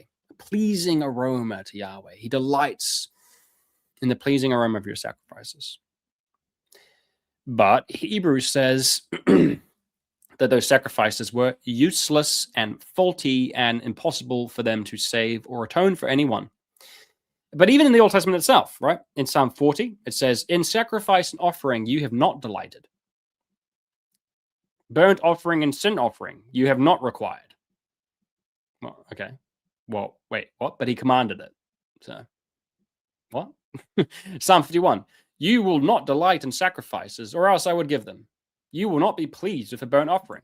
Really? But it says over there that the sacrifices are a pleasing aroma to God, so to Yahweh. So, what's going on there? There's a contradiction. It is a contradiction. What a minute. David's a Marcionite. Guys, we found out where Marcionism begins. Da Vinci Code level stuff here, guys. King David was a Marcionite. Oh my goodness. David read the Old Testament. He knew well that sacrifices are a pleasing aroma to Yahweh and that he commanded sacrifices. And he's saying that God doesn't delight in sacrifices and isn't pleased with burnt offerings. David's a Marcionite. He's a Marcionite. Or maybe you can actually have a brain, wise up, use your head, think for a minute, and try and resolve the issue and come away with a greater understanding of God and his truth. Or you can just keep going, Marcionism. Okay. So that's Psalm 51. He says the sacrifices of God, not Yahweh, of God are... Look, I'm not a Gnostic, by the way, but I am trying to I'm trying to steel man their position to show you, okay, this is because this is the part of the series, Forgotten Christianity. I want you to understand why these people believed what they did. Even though they're wrong, I want you to understand why they believe what they did. Okay? Now, why is that important? Because that way you can actually stop saying Gnosticism whenever someone says there's a flesh versus spirit dichotomy. Understand what the Gnostics actually believed and why, and then you can understand where they're wrong and where they're right. Gnostics are right? Yeah. Guess what? They believe that Jesus was God. Are they right about that? Do you agree with the Gnostics about that? I do.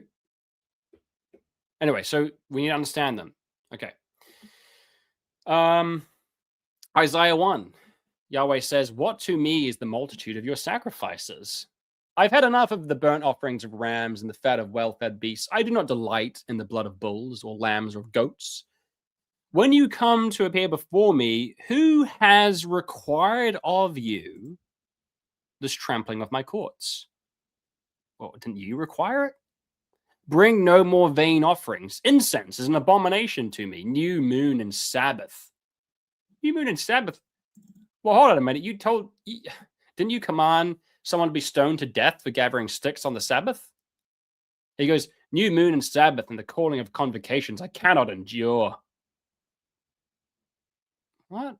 Your new moons and your appointed feast, my souls hate. They have become a burden to me. So your soul hates the thing you commanded. I am weary of bearing them. When you spread out your hands, I will hide my eyes from you. Even though you make many prayers, I will not listen. Your hands are full of blood. Wash yourselves. Make yourselves clean. Remove the evil of your deeds from before my eyes. Cease to do evil. Learn to do good. Seek justice. These are the things I want, not sacrifice.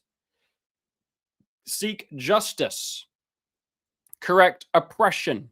Bring justice to the fatherless. Plead the widow's cause. Wow. Social justice warrior? Correct oppression? You some kind of liberal?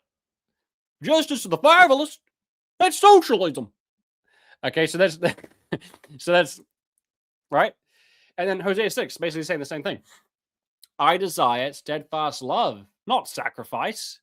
I desire the knowledge of God, not burnt offerings. But you commanded the burnt offerings.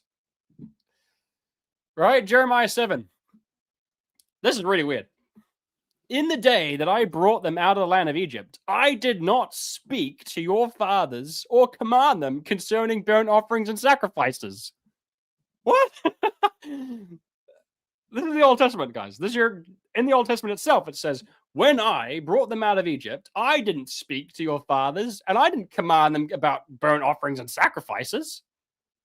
I didn't do that. Well, hold on. It says right here that you did. Maybe it was Jeremiah a Marcionite. Oh my gosh, guys, Jeremiah's a Marcionite too. This is a very deep conspiracy. King David and the prophet Jeremiah were secretly Marcionites this whole time. They said that God didn't command sacrifices. Okay, so back to the passage. I did not command your fathers about burnt offerings and sacrifices, but this command I gave them. Obey my voice, and I will be your God, and you shall be my people, and walk in the way that I command you, that it may be well with you. And what is that way? Justice to the oppressed, caring for orphans, caring for widows, that sort of thing. That's what Jeremiah is about as well. Psalm 50. Not for your sacrifices do I rebuke you. Your burnt offerings are continually before me, but I will not accept a bull from your house or goats from your folds. Every beast of the forest is mine, the cattle on 1,000 hills. I know all the birds of the hills, and all that moves in the field is mine. If I were hungry, I would not tell you. The world and its fullness are mine. Do you think I eat the flesh of bulls or drink the blood of goats? It's mocking sacrifices now. It's mocking them. You think I eat them?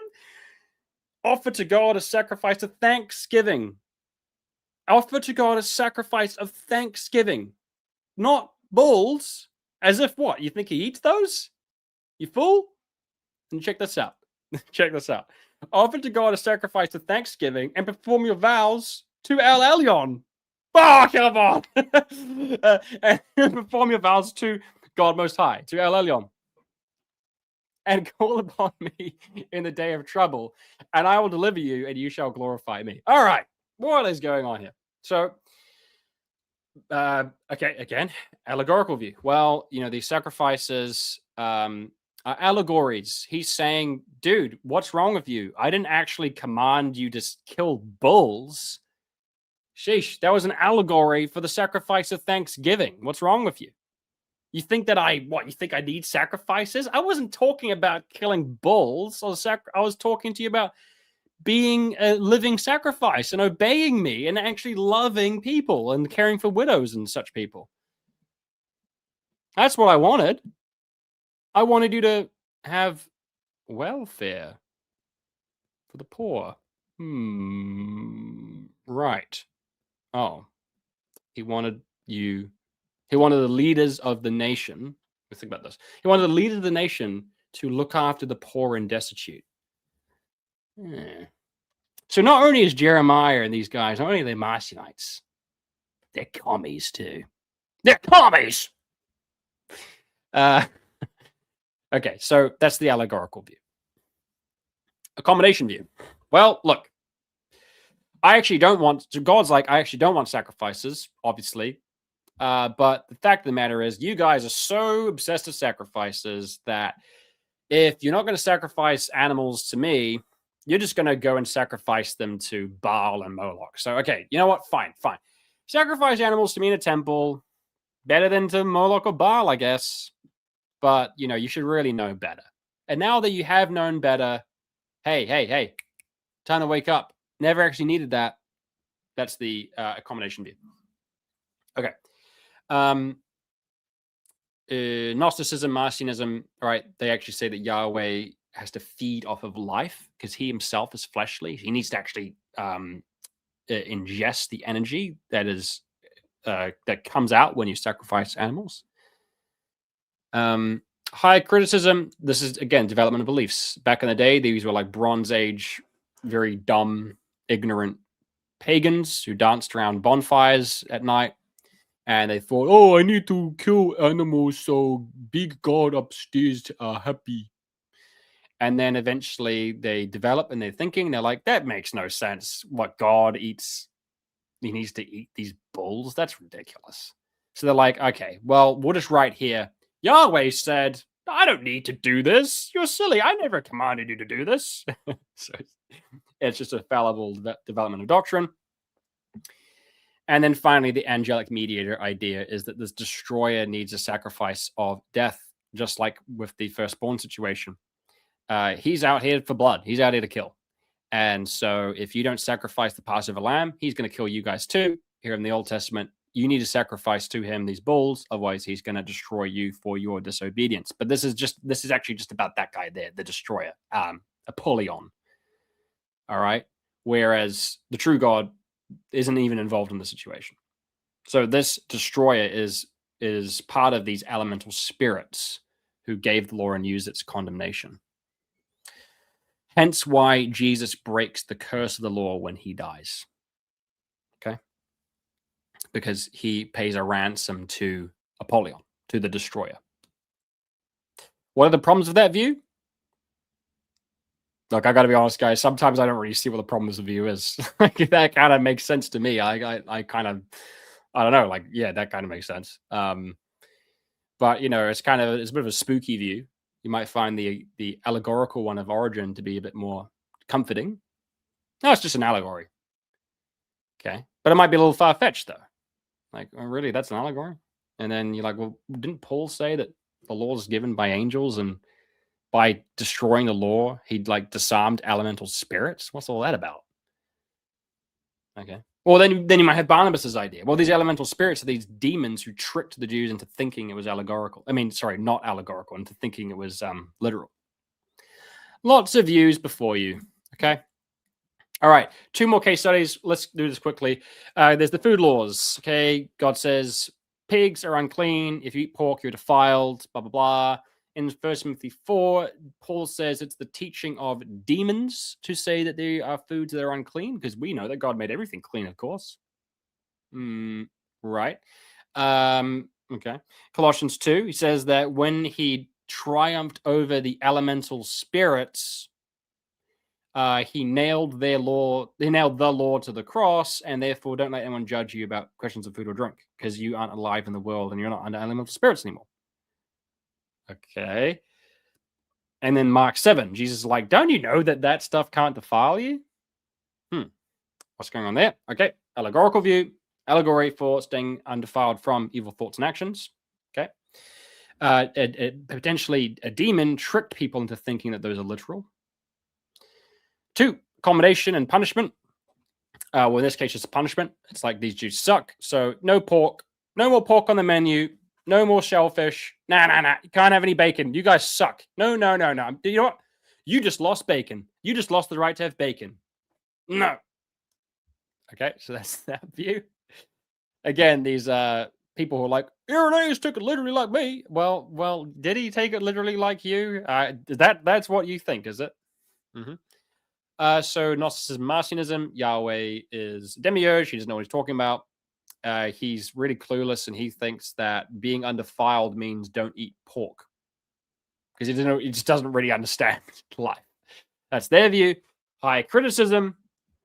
They're like pagan back then, and they're kind of weird, like pagans are. They're like, oh, pork is unclean for some reason. Oh, stay away from pigs.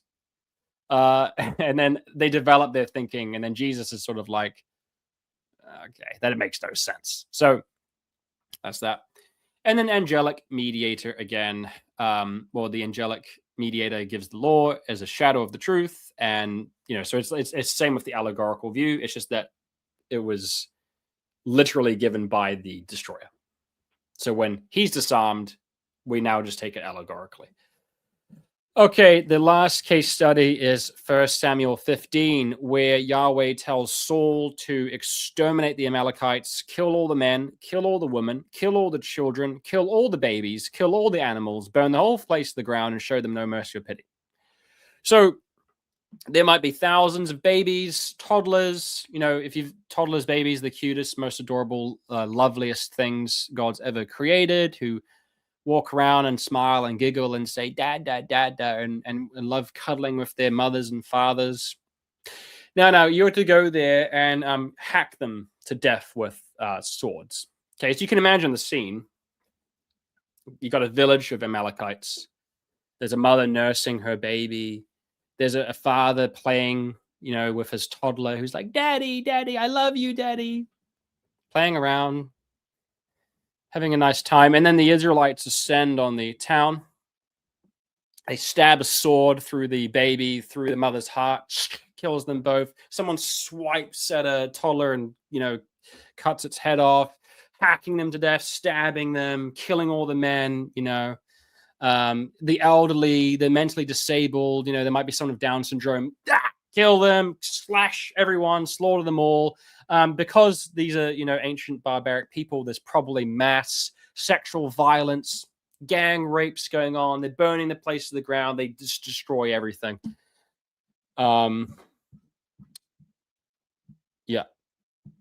Yeah. So that's what took place, and that's what's commanded by Yahweh. All right, so okay, obviously you didn't command the sexual violence part, but that probably happened, right? So if that actually happened, but in any case, take that part out. He commanded the rest of it. Yeah, killing the toddlers. They're screaming, "Mama, Daddy!" Oh! This is all commanded by God. Yeah, who the Bible calls love itself. God is love.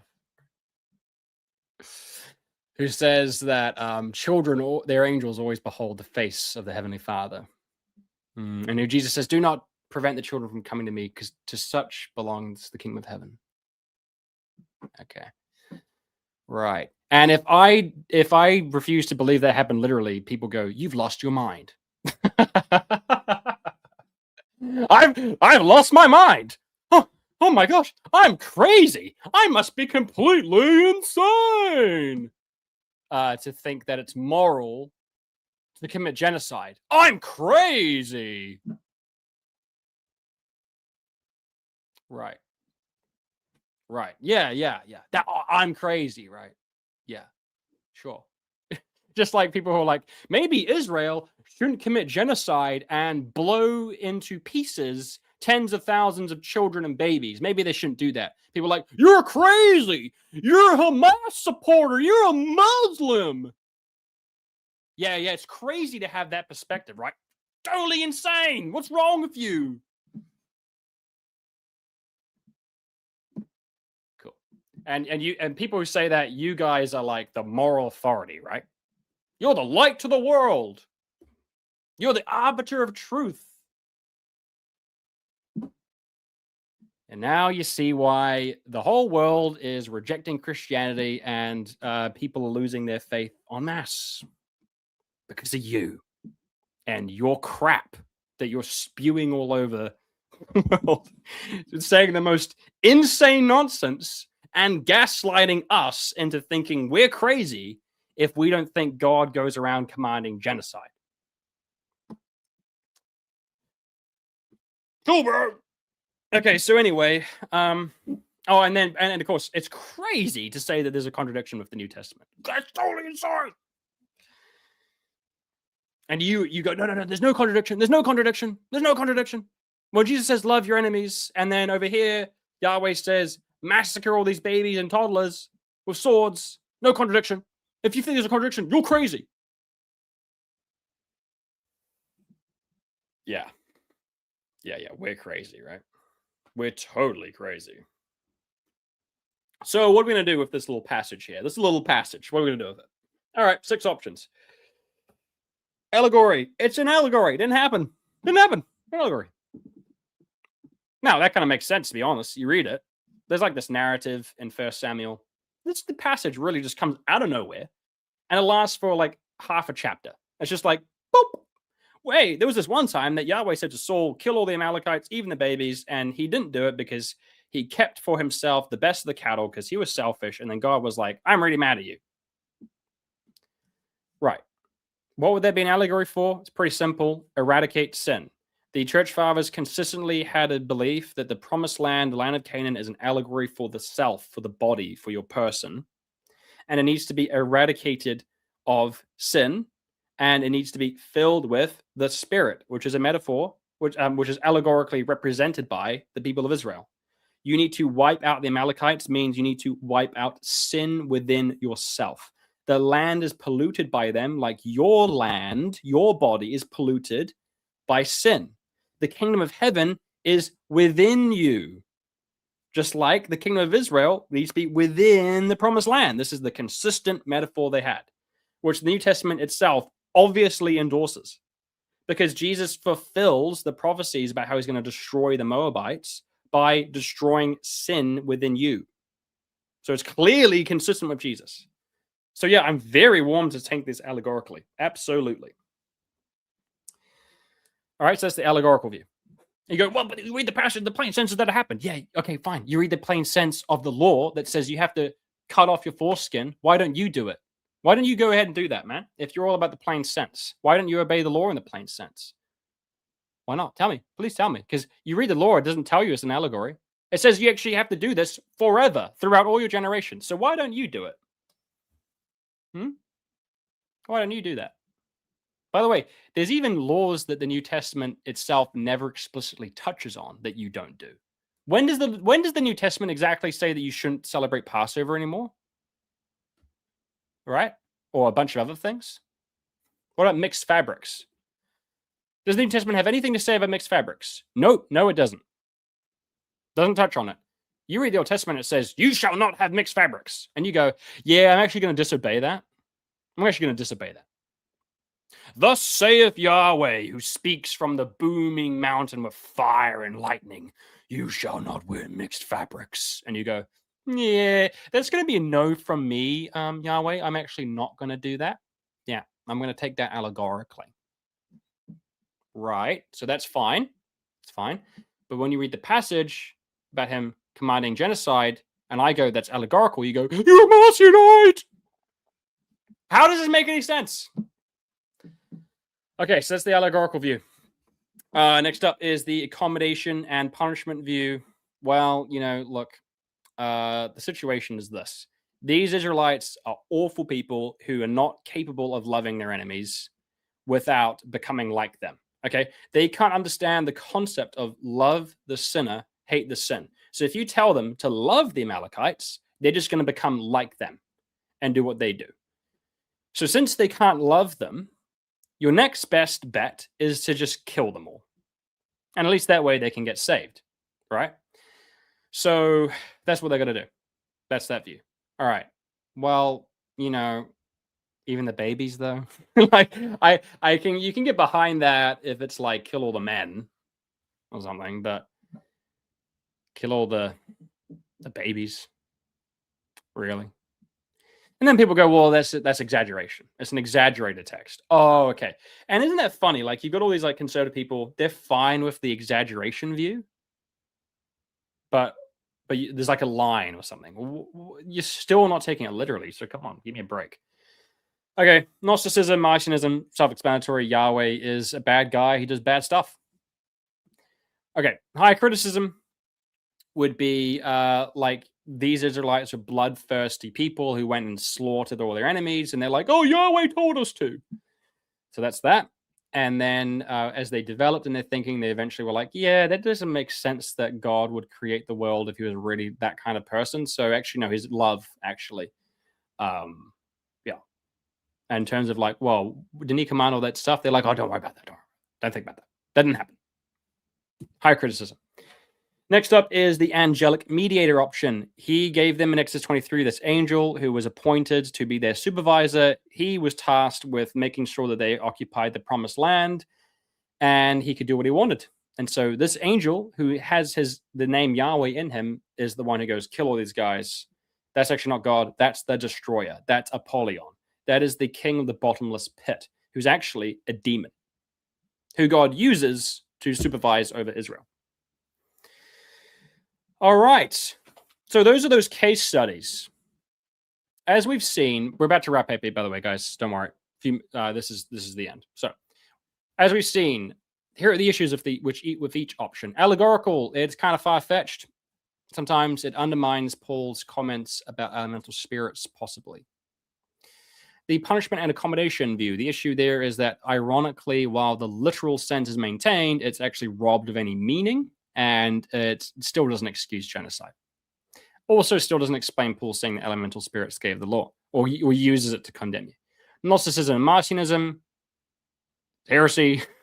It's saying that God, isn't God or whatever, but the New Testament clearly sees Jesus as continuing the story of the Old Testament and as him being the son of the God revealed in the Old Testament, right? Higher criticism, it undermines even the New Testament, as the New Testament itself seems to think the Old Testament is inspired, is Holy Scripture breathed out by the Spirit, that Moses wrote the law, etc. So everything starts to unravel a little bit there. Angelic mediation. What's the problem with that view? I don't know. It's a tough pill to swallow. It's kind of weird, a bit fringe. But you could also say it possibly still doesn't even get God off the hook, because he's still the one who appointed the angel. So why did he go and do that? Okay. So what do we do? What do we do?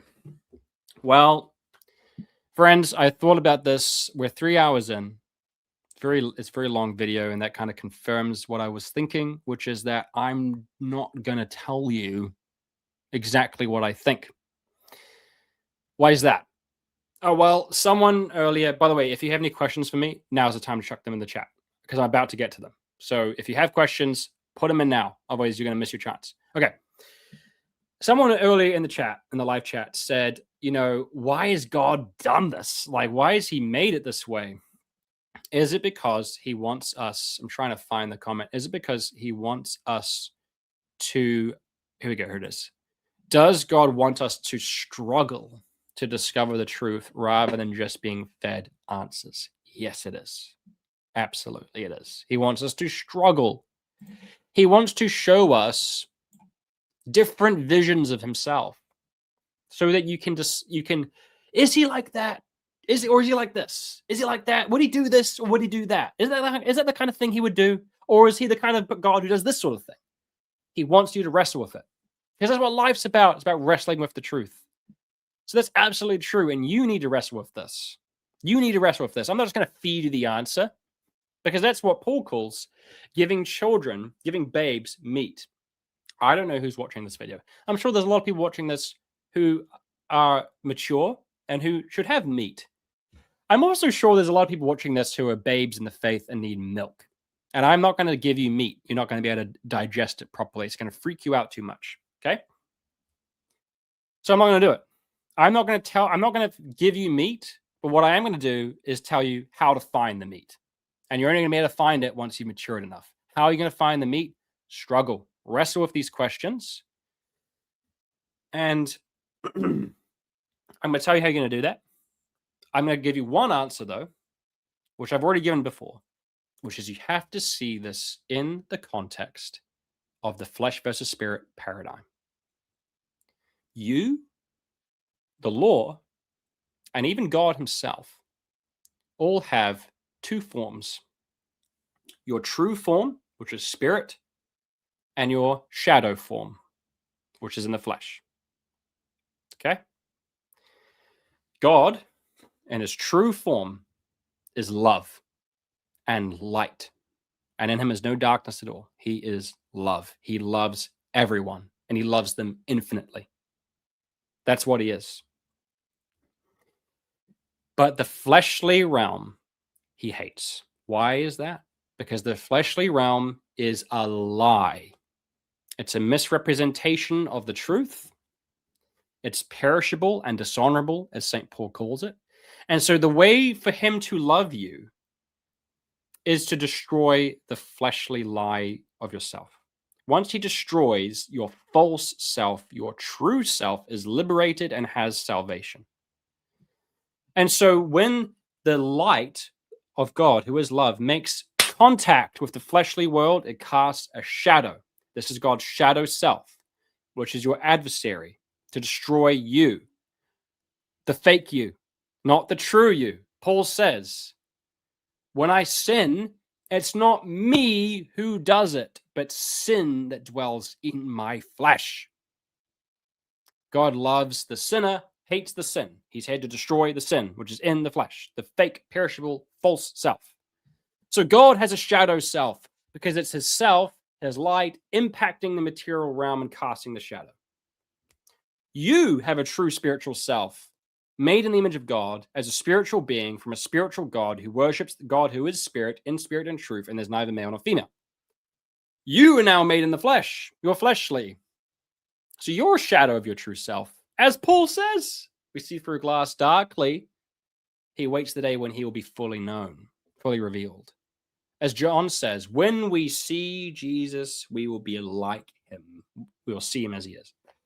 And the same thing with the law. The law has a fleshly shadow self for those in the flesh. Its true self is spiritual. So law, you, God, have a shadow fleshly self as an allegory of its true spiritual form. That is the truth. Now, how does this all work out? Why did it become this way? So on and so forth. You need to figure that out. Okay? I will tell you, though, just so that people don't get freaked out. I'm not a Gnostic or a Marcionite. Don't believe in those things. Okay, so don't worry. It's not that. I think I do know what the truth is, but I ain't going to tell you. Okay, now the next thing. How can you find the answers? By struggling. But there's something you need to do. All right, people don't like to hear this. This is like almost the most controversial thing of everything, is this one. Now, let me have a swig of my drink first.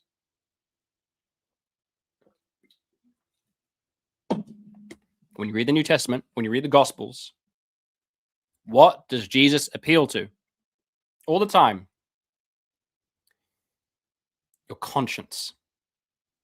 He appeals to your conscience. Right? What father would do this? So see, God's not like that. What shepherd among you would let his sheep get lost? So God won't do that. You don't know what spirit you're of. I didn't come to destroy people, to save them. Food doesn't make you defiled. It just goes through your body and in the toilet. Don't you know that? Sabbath was made for man, not man for the Sabbath. You think that we're made for the Sabbath? You think is it lawful to do good on the Sabbath? Is that what you think? You think like I can't do good on the Sabbath day? It's appealing to your conscience. All the parables appeal to your conscience. Right? All the time. They appeal to your conscience. To your conscience.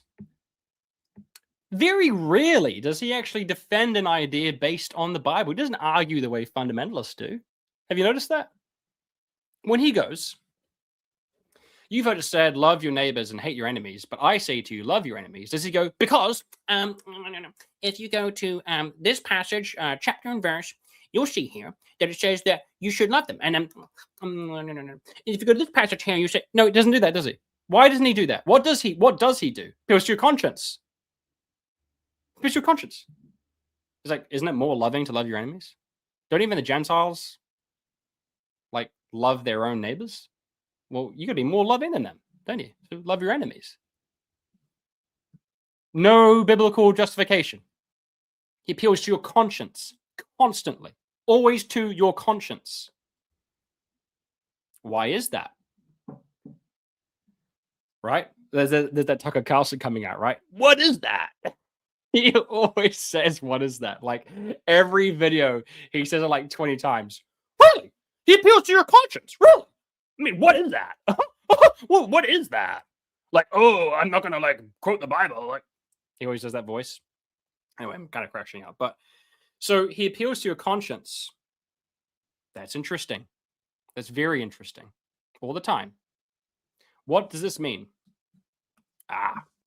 What does this mean? God wants you to know him.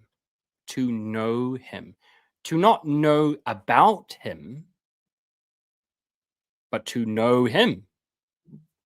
See the difference there? If every time Jesus gave a teaching, it wasn't even in parables, it was just a statement of truth backed up by biblical exegesis. If he did that, he'd be telling you about God. He doesn't want you to know about God. He wants you to know God. And how do you know God? Is it in here?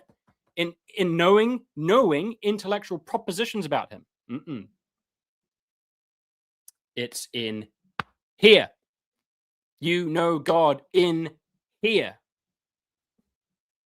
That's why he appeals to your heart, because it's in your heart that you know God.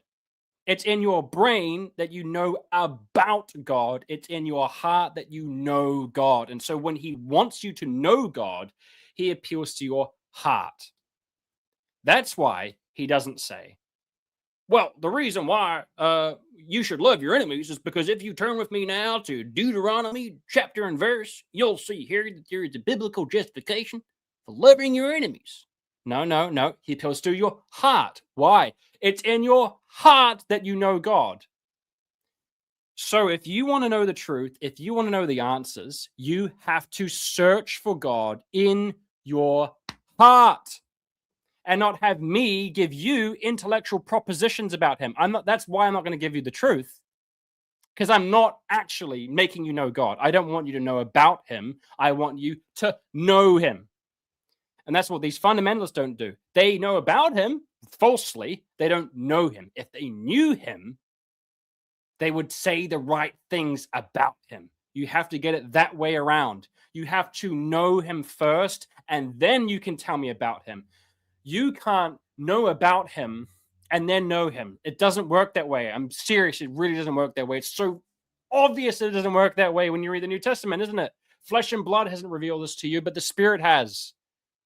It's the Spirit that enables you to see the truth. And where does the Spirit go? To your heart. That's the ground zero of it, is in your heart. And that's where you have to search for God. And now you have the key. I'm giving you the key to understanding this. I'm not telling you the truth. I'm telling you how to find it. You're going to find it in your heart. When I read 1 Samuel 15, what does my heart say? God wouldn't do that. There's no way he would do that. I wouldn't do. Who would do that? Who the heck would tell someone to slaughter an entire group of people, even the babies, just because they're Amalekites? That's evil. And God's not evil, because I know him in my heart. So he wouldn't do that. No way he'd do that. My heart tells me that. All right, so my heart tells me he didn't do that. And then people go, well, you've got to base your conscience on the Bible. You're just reading the Bible in light of your own wishful thinking, or only your moral reasoning. You're judging God. You're judging God. Oh, I'm judging God. Let's think about this for a second here. What happens in Genesis 18 exactly? Is 18? I think it's 18. Yes, 18. God's about to destroy Sodom and Gomorrah. He's going to kill everyone. Right? And Abraham goes, hold on, would you destroy even the righteous people in there because of the wicked? And he's like, yeah, that's what I'm planning to do. Yeah. What does Abraham say to him? Please tell me what Abraham says to God. To God's face. If you think that Yahweh's God, right? In that instance there, that person in front of him is God. What does he say to his face? This is what he says to him. Far be it from you to do such a thing, to destroy the righteous along with the wicked. Far be it from you. Will not the judge of the earth do what is right? Abraham said that to God's face as a reaction to what God told him he was planning to do. Oh, yeah. And you want to tell me off about judging God? Right? Yeah. Now, Abraham's faith is the paradigmatic example of what faith looks like throughout the Bible. And his faith allows him to say to God's face, when God says he's going to do X, he says, far be it from you to do that. We're not the judge of the earth, do what's right. Okay. Now you're starting to understand. what happens with the Canaanite woman? She goes, Jesus, can you please heal my daughter? He says, no. I'm only sent to the lost sheep of Israel. She goes, please. He's like, I'm only sent to the lost sheep of Israel. No. She goes, please. He goes, look, it's not right to take the children's food and give it to dogs. And she goes, yeah, but even children know that the dogs deserve the scraps. And he goes, great is your faith. Heals the daughter. What's going on there? She's judging him too. She's not taking no for an answer. And she's saying, if you don't do this, I mean, what does that say about you?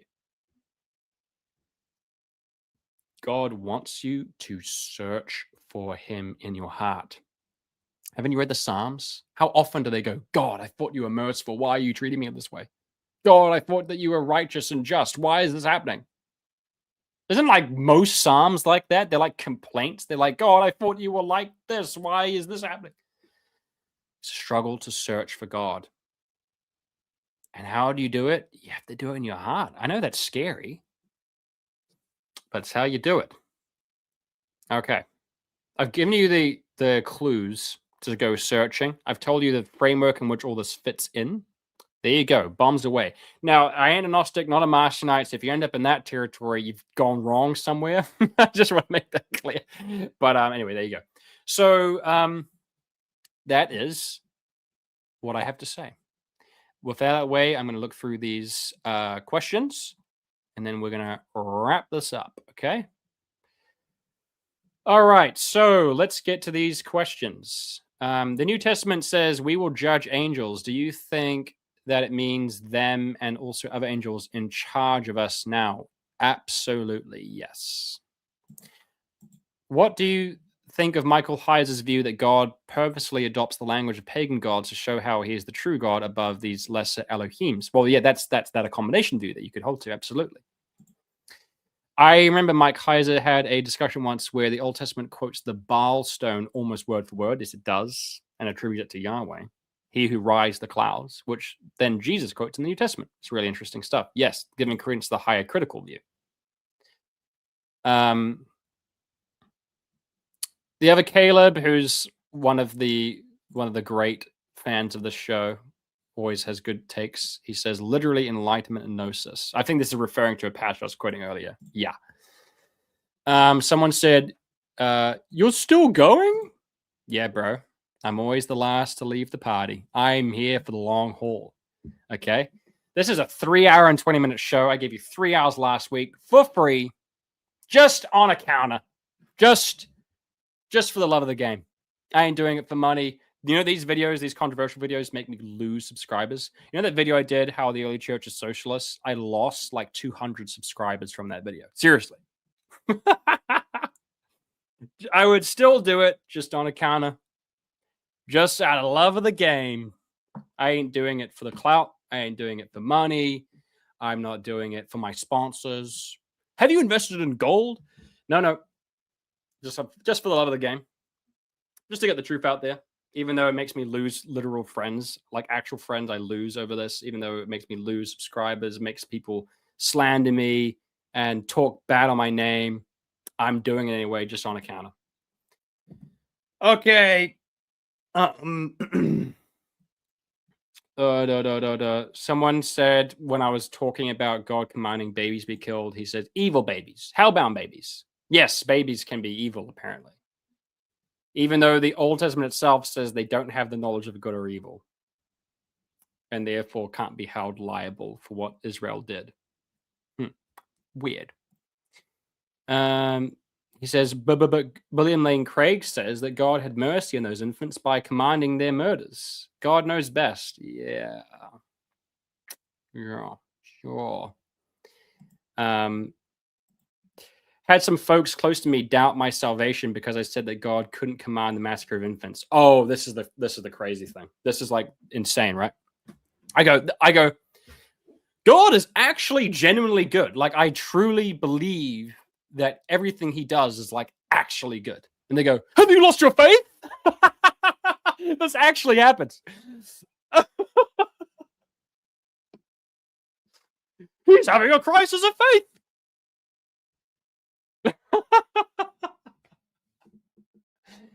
Yeah.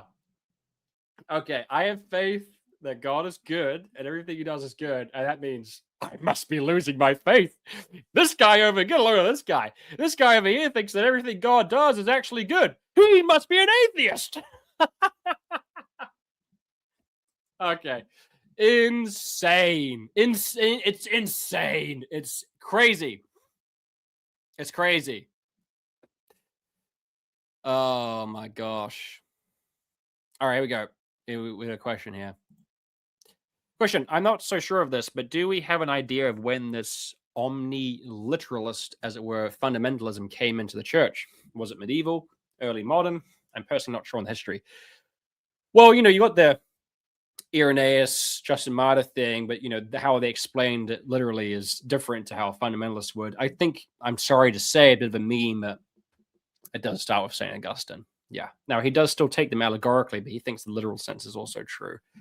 And in his later thought, he tries to justify them and defend them. And then this develops into the Middle Ages, where it really ramps up with medieval scholastic Roman Catholics trying to justify genocide. And well, God created life, so he can do whatever he wants with it, and this sort of stuff.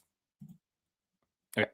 Another question. Does this God's shadow self have an analog in the essence versus energy distinction? There's probably lots of interesting metaphysics going on here. Totally interesting metaphysics. And yeah, I do believe in the essence energy distinction. So yeah, there is a link there.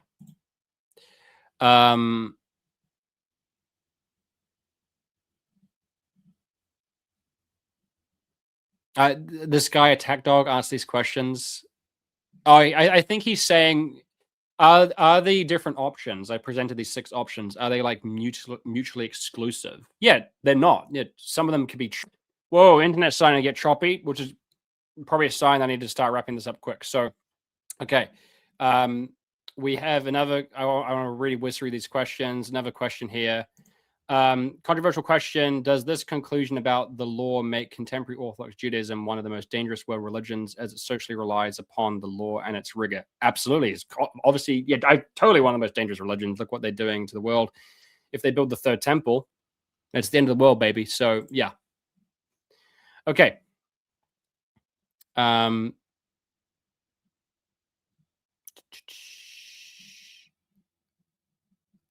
All right, I think we're all done. Someone just said, what is the higher critical view? The higher critical view is basically that we can stand above the scriptures and criticize them and point out that it's fallen, it's fallible, and it's a bunch of fallible human beings trying to make sense of stuff that they didn't fully understand. So it's got errors, and we see a development of ideas and that kind of thing.